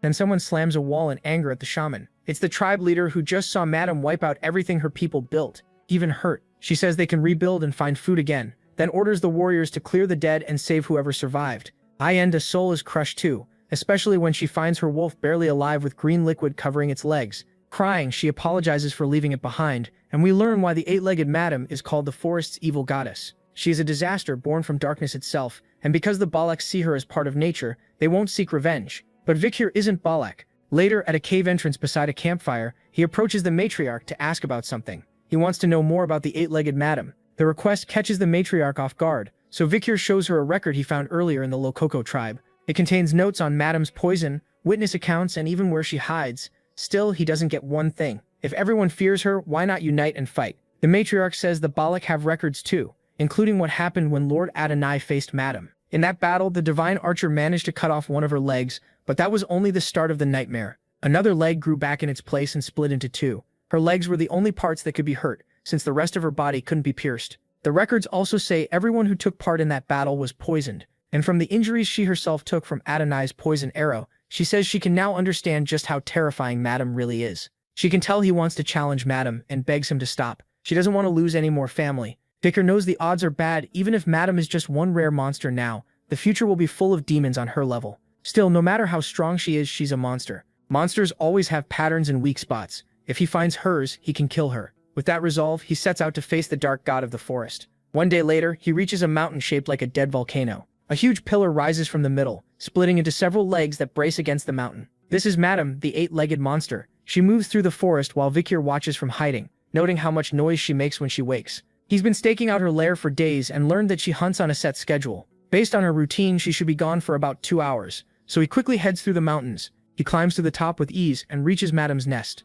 From outside it looks like solid rock, but inside it's hollow. He activates the Dazibi on his arm and cuts into the stone, pulling out a small piece to inspect it. Studying the webbing, he sees the inside is rough and hard to cut, even with high-level mana. So instead he decides to use the web to go down and hops from strand to strand, until he reaches the bottom. The entrance is only wide enough for Madam, but it opens up farther down, making it a perfect nest for her. Below he finds animals and even humans stuck along the walls as stored food. A lot of the bodies are already rotten and untouched, so she likely collected them just because she could. It seems Madam knows she's at the very top of the forest's food chain. Vikir pushes that thought aside. He needs to get out before she comes back. Then something on the wall catches his eye, tiny spider eggs. He quickly grabs one and pulls it free, looking it over. Now he understands why so many spider demons appeared when the world fell into chaos. He plans to take one back for study, but then he senses it. Madam has returned. She's looking for an intruder, as if she already knows someone touched her eggs. She searches the nest for him, and Vikir realizes how close he came to disaster. Still, she doesn't spot anything,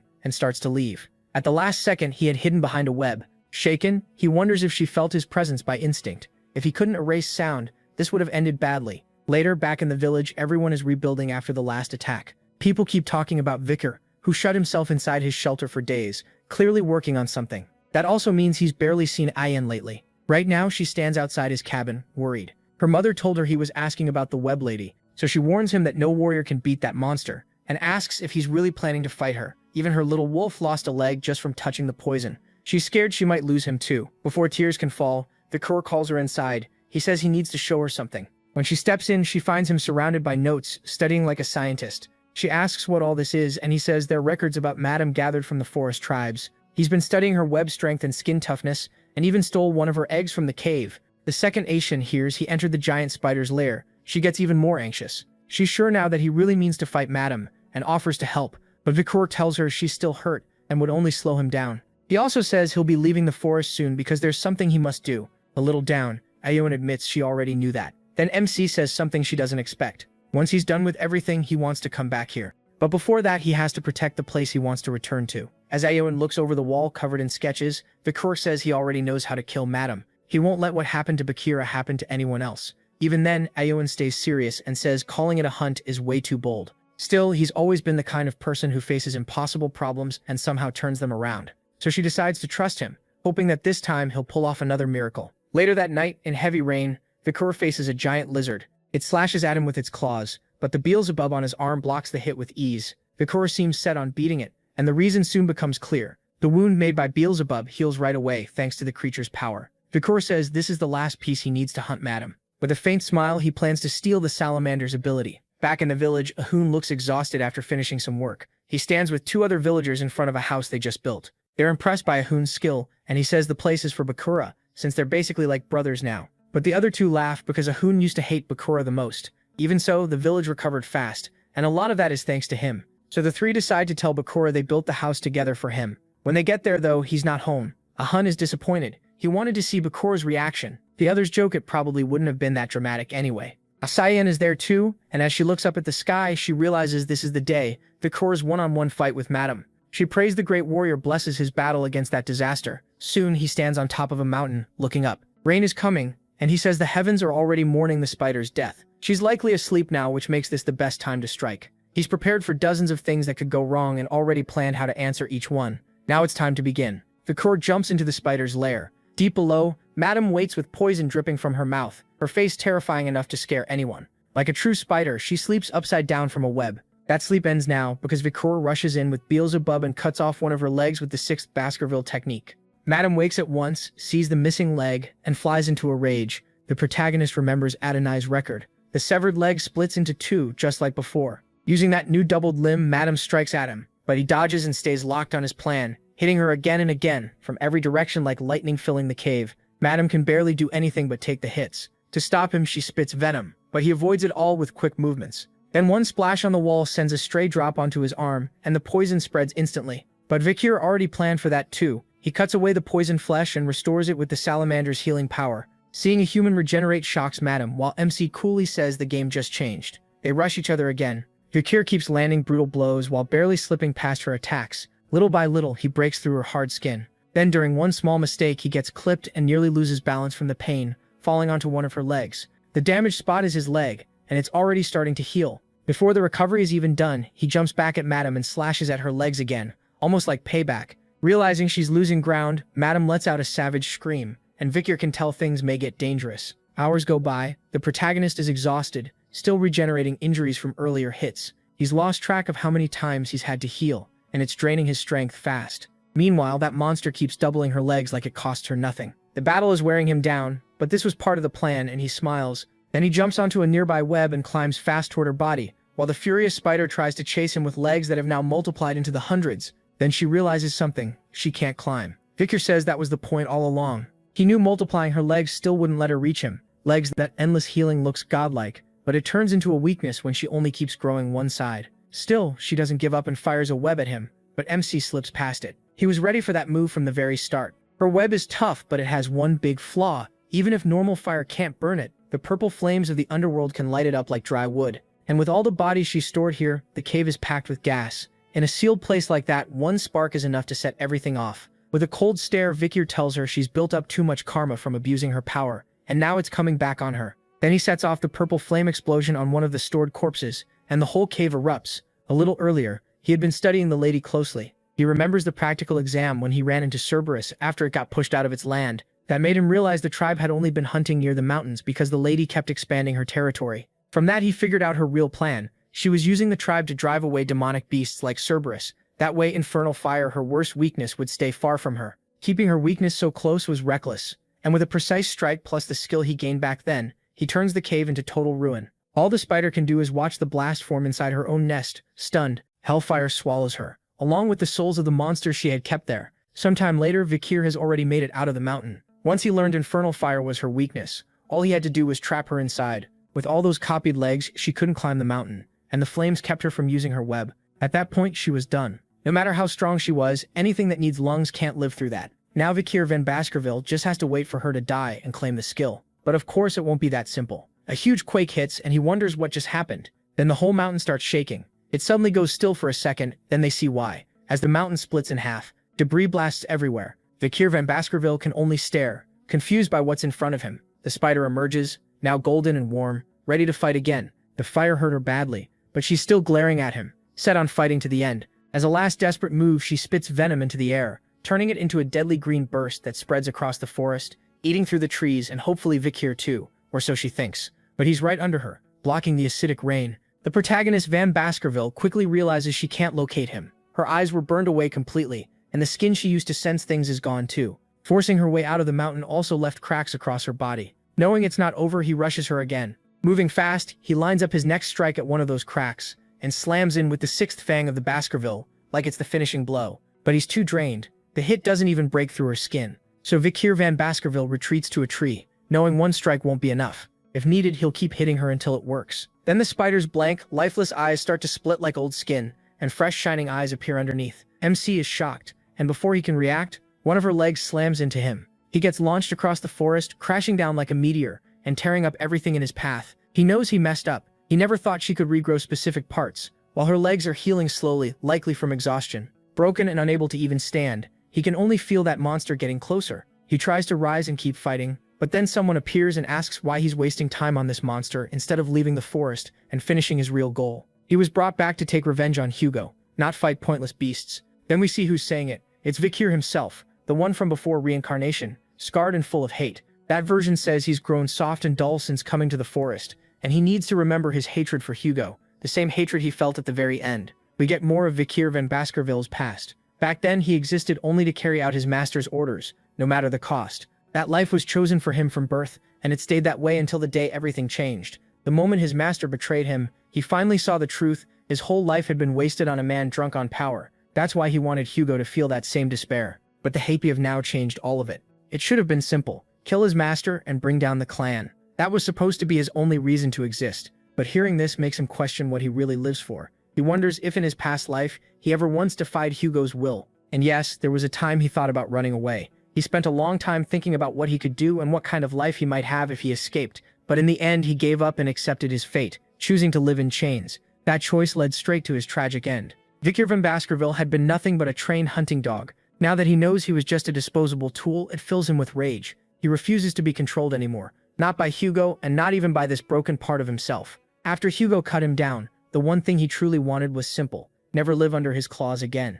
As he regrets the choice he made before, those dark voices start to fade. They lose their grip on him, but the spider hasn't faded at all. She's already moving in for the killing blow, with a sharpened leg. Still, his hunger for freedom at last lets him dodge at the final second. He rolls across the ground because he can't regenerate anymore. In his heart, he knows that once he's truly free, he'll still seek revenge. But he also has people and a place he wants to protect and return to. As he struggles to stand, he says he'll live by his own will from now on. That's why he has to get back up and fight, so nothing can control him again. Then a figure with pointed ears appears and an arrow strikes the lady's leg, stopping her attack on Victor van Baskerville. 2 more arrows follow and wound her even more. The help catches him off guard. Looking past the monster, he sees several people gathered on the mountain, firing from above. Leading them are Fian and her powerful mother. They shout that they came to fight beside Victor van Baskerville. And it's not just them, but the whole Balak tribe. After everything he's done, they all want to stand with him. So they rush the spider, yelling that they have to protect the hero of the forest. In truth, their arrows are like bug bites to her. They do almost nothing. But that brief opening is enough for him to start regenerating. The protagonist, Van Baskerville, wonders if she really ignored him when he told them not to interfere. Still, Iron to Soul is the reason he survived, so he moves in to finish this cursed spider. But as expected, he's still too weak to break her. Then the answer is simple: if one blow fails, keep striking. Before he can continue though, the spider starts thrashing her legs everywhere, trying to find him. The tribe panics, thinking she's gone crazy, but Iron to Soul calms them down. She says the spider's only doing this because Vicar has cornered her, so no one should fall back. Watching from farther away is the tribe leader, still worn out and hurt from her last fight. For years she saw the lady as a disaster, never something that could actually be killed. But this small warrior who came from nowhere and joined the tribe shattered that fear by taking on the monster alone. So as leader of the clan, she decides to act despite her wounds. She gathers mana, knowing she has to open a path for him. Then she fires from the top of the mountain. The shot slams hard into the madam, locking her up from the impact. Victor doesn't waste a chance. He closes in, his eyes glowing red, and charges like lightning for one last attack. It lands cleanly on the madam, making her scream in pain. To end it, he uses the first technique of the Baskerville clan, the deeply piercing fang. Iron to Soul realizes he's entered the madam's body, and inside, he triggers the second technique, then the third, fourth, and fifth. The madam sprays venom wildly in every direction, the clear sign that her end has come. And Victor, who had been chained by desire until now, knows he won't live as a bound hound anymore. From the spider's eye, tiny blows start cracking the chains that bound him. Then he bursts out of the monster like a storm. Using the sixth crushing fang, he finally ends the battle. When Victor comes out through the giant spider's eye, the barbarians are left speechless. After that final hit, the madam finally drops. As she falls, thick smoke spreads everywhere. In the middle of it, MC collapses from pure exhaustion. But even after winning, the venom in his blood is eating him away. Barely holding on, he checks the madam and sees she's also close to passing out. Seeing his chance, he knows he has to get rid of the venom fast. But he's out of strength and blacks out on the spot. Then, like something else is moving him, his arm rises. Beelzebub reaches toward the madam, and we see her restored to her full monstrous form. Then Beelzebub and the creatures already absorbed come out to face her. The first one in is Cerberus, the three-headed dog, locking the madam down with a rush of bites. That gives Beelzebub an opening to close in with her pincers and absorb the madam's power. From far away, Victor hears someone warning that the area is full of venom. He opens his eyes to Ahin yelling at him not to die, then shuts them again while lying there, surrounded by the tribe. He calls Ahin's name, says he's fine, and jokes that she should lower her voice so he can rest. Hearing him joke in that condition, Ahin finally breaks down. She cries out, calls him an idiot, and tells him never to do that again. Beelzebub on his arm looks very pleased. That's when we learn the 8 legs madam's deadly venom has been added to the glutton. Sometime later, the whole tribe is sprawled out drunk and worn out on the ground. Meanwhile, the leaders of another tribe sit together and calmly share a drink. Victor looks pretty tired, and says the festival has lasted 3 weeks because these people seriously love to party. Nearby, a big white wolf looks thrilled, It's Bakalaga, now down to 3 legs, but still happy to see him. Even after losing 1 leg, she found another wolf to lean on, and now she just needs rest. Vikir then studies his hand with a suspicious look because after fighting the madam, not even fully killing her by himself, he managed to use his clan's 7th technique. He isn't sure if that came from beating her or from everything he learned in battle. Even so, Hugo's version of the 7th technique is still far beyond his own. Still, he's much stronger than before, and everything he came here to do is finished. Now it's time to return to the Baskerville clan and get his revenge. But as he says that, it becomes clear someone is watching him. Soon, a few hours pass and Vikir changes into normal clothes to leave. He thanks the patriarch for letting him go, but she scolds him. She was never going to stop him. To her, he'll always be family, and distance won't change that. She reminds him that wherever he goes, he should never forget he's a Balak. As he thanks her, Vikir looks around, wondering if Avian will come too. But since she already hates the thought of him leaving, he just turns and says goodbye to everyone. It's clear how different things are now. Once he was treated like a lowly slave, now the whole tribe loves him and wishes him luck. Even Ahun, his old enemy, calls him brother and hopes he comes back soon. With that, the tribe finishes sending off the hero who saved them. The protagonist seems at peace as he heads on. Then something makes him stop. Actually, someone, the wild waifu. She's waiting for him, holding something suspicious in her hands, and asks if he's really leaving already. With a serious face, she hands it over and tells him to take it. Vikir seems to know right away what it is. Before he can say anything, she explains that it's Adonai's bow, and she adjusted it so he can use it. So that explains why she'd been gone for days. She was preparing this gift for him, but she isn't done. Next, she puts a small collar around his neck. She says it's because he kept talking about hunting dogs while he was delirious from the venom. Then she tells him he isn't one and no real hunting dog would act the way he does. He's more like a wolf, and a wolf should never wear a chain. As he thanks her, she gives him one last gift, rising onto her tiptoes to reach him. Then using that same chain so no one else can pull him away, she gives him the kiss we've been waiting for. A moment later they pull apart, and she can't hold back her tears. So she turns to leave, saying she'd heard this is how people in the Empire say goodbye, and that even though he used to be smaller, now he's taller than her. Before going, she tells him to take care. Vikir says he's never heard of that kind of imperial goodbye, then says farewell, adding that he'll see her again. That makes the young woman freeze as she wipes away her tears. After a dramatic flip of her hair, she says she hopes they meet again too. Sometime later, Vikir finally reaches his destination, the city where he stayed 2 years ago, before joining the Balak tribe. Looking at Red Owl Castle, he thinks it's been a long time. Seeing the morgue flag still flying, he figures the ruby mining deal with the Baskervilles is still going on. That makes him wonder if that girl is still here. Just thinking about what she'll say when they meet again already makes him tired. He hops over the city wall and decides it's late, so he should find an inn. But while looking for a place to stay, he spots something strange. A huge golden statue in the middle of the city. If it's standing here, both families must have agreed to build it. Before he can think more, a guard stops him and warns him not to touch the statue of the great hero. Hearing that, Vikir asks who the hero is, and the guard immediately assumes he's a foreigner. The man gets excited, shocked that anyone in the Empire doesn't know the name. He starts praising the young man who wiped out countless barbarians with only a sword, then says this hero rushed into deadly danger to save his weak, beloved wife, and gave his life fighting a giant monster so others could escape. The guard keeps rambling with total passion, while MC slowly realizes who he's talking about. At last, the man proudly names the hero who lived here 2 years ago, MC Van Baskerville. He is instantly embarrassed hearing all this praise from someone who has no idea he's standing right there. Later, he finds a small tavern to spend the night, and inside are the 3 sisters who once tried to kill him. Now they're talking him up like they always saw his worth. One claims he had tons of charm, though he was hard to approach. Another says they spoke a lot even if they never got that close. The third swears that just seeing him wiped away all her tiredness. Vikir just stands there listening to this nonsense, thinking that is not how any of it happened. It seems Adolf and the rescue team's success got credited to the sisters. From their loose talk, the protagonist also learns Hugo was furious after he vanished. The Morgue Scarlet family even paid a huge compensation, but Hugo still hasn't calmed down. MC figures that makes sense since he lost his hunting dog. The 3 sisters keep fantasizing about some romantic relationship with him, but drop it once they realize he's no longer interested. And when he can't take any more of their nonsense, he pays and gets ready to leave. But as he's walking out, one of the sisters notices him and yells for him to come over. Vikir tries to ignore her, while the other 2 assume she's drunk again. She keeps shouting for him to get over there right now, gets mad that he's ignoring her, and casts a spell at his feet to trap him. But with one jump, he avoids it all. That shocks the other 2 sisters and the soldiers nearby. He lands smoothly, but when he looks up, he's surrounded. One guard orders him to take off his hood and identify himself.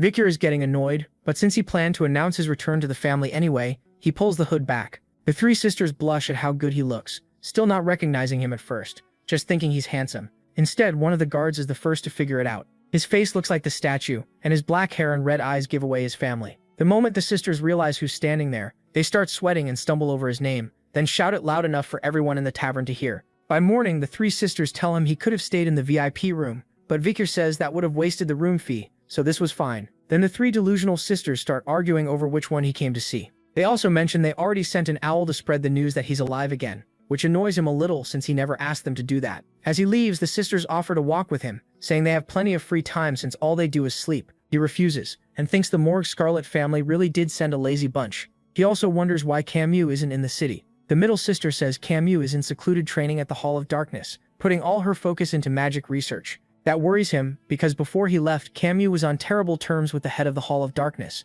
Now he wonders if this is another future he changed. Before going, he asks them to tell her he wants to meet when he gets the chance, then heads to his family's mansion. By then, the owl has already spread the word that the hero of the mountain came back alive. Chihuahua and his little niece burst into tears of happiness. Even the thief he once saved looks glad to hear it. The news hits everyone in different ways. Then a man rushes in, shouting for the Baskerville Patriarch. He announces that Vikir has returned alive, shocking the butler and the elder, whose long white hair and annoyed face make it clear he wants to know if it's true. Meanwhile, the protagonist shuts his eyes for a moment, then opens them, ready to face his family and move one step closer to revenge. A little later, Secretary Chihuahua is just happy Vikir used the door this time, while MC leans on it and asks him to forget their last disastrous meeting. But he quickly asks why so many people are outside. Turns out his fan club is waiting for him, and the news of his return has spread across the empire. Vikir finds the whole thing annoying. Just then, Pomeranian runs in calling for her daddy, and he quickly corrects her. He's her uncle, not her father. Then she shows him a dead little mouse, and he worries she could catch the plague.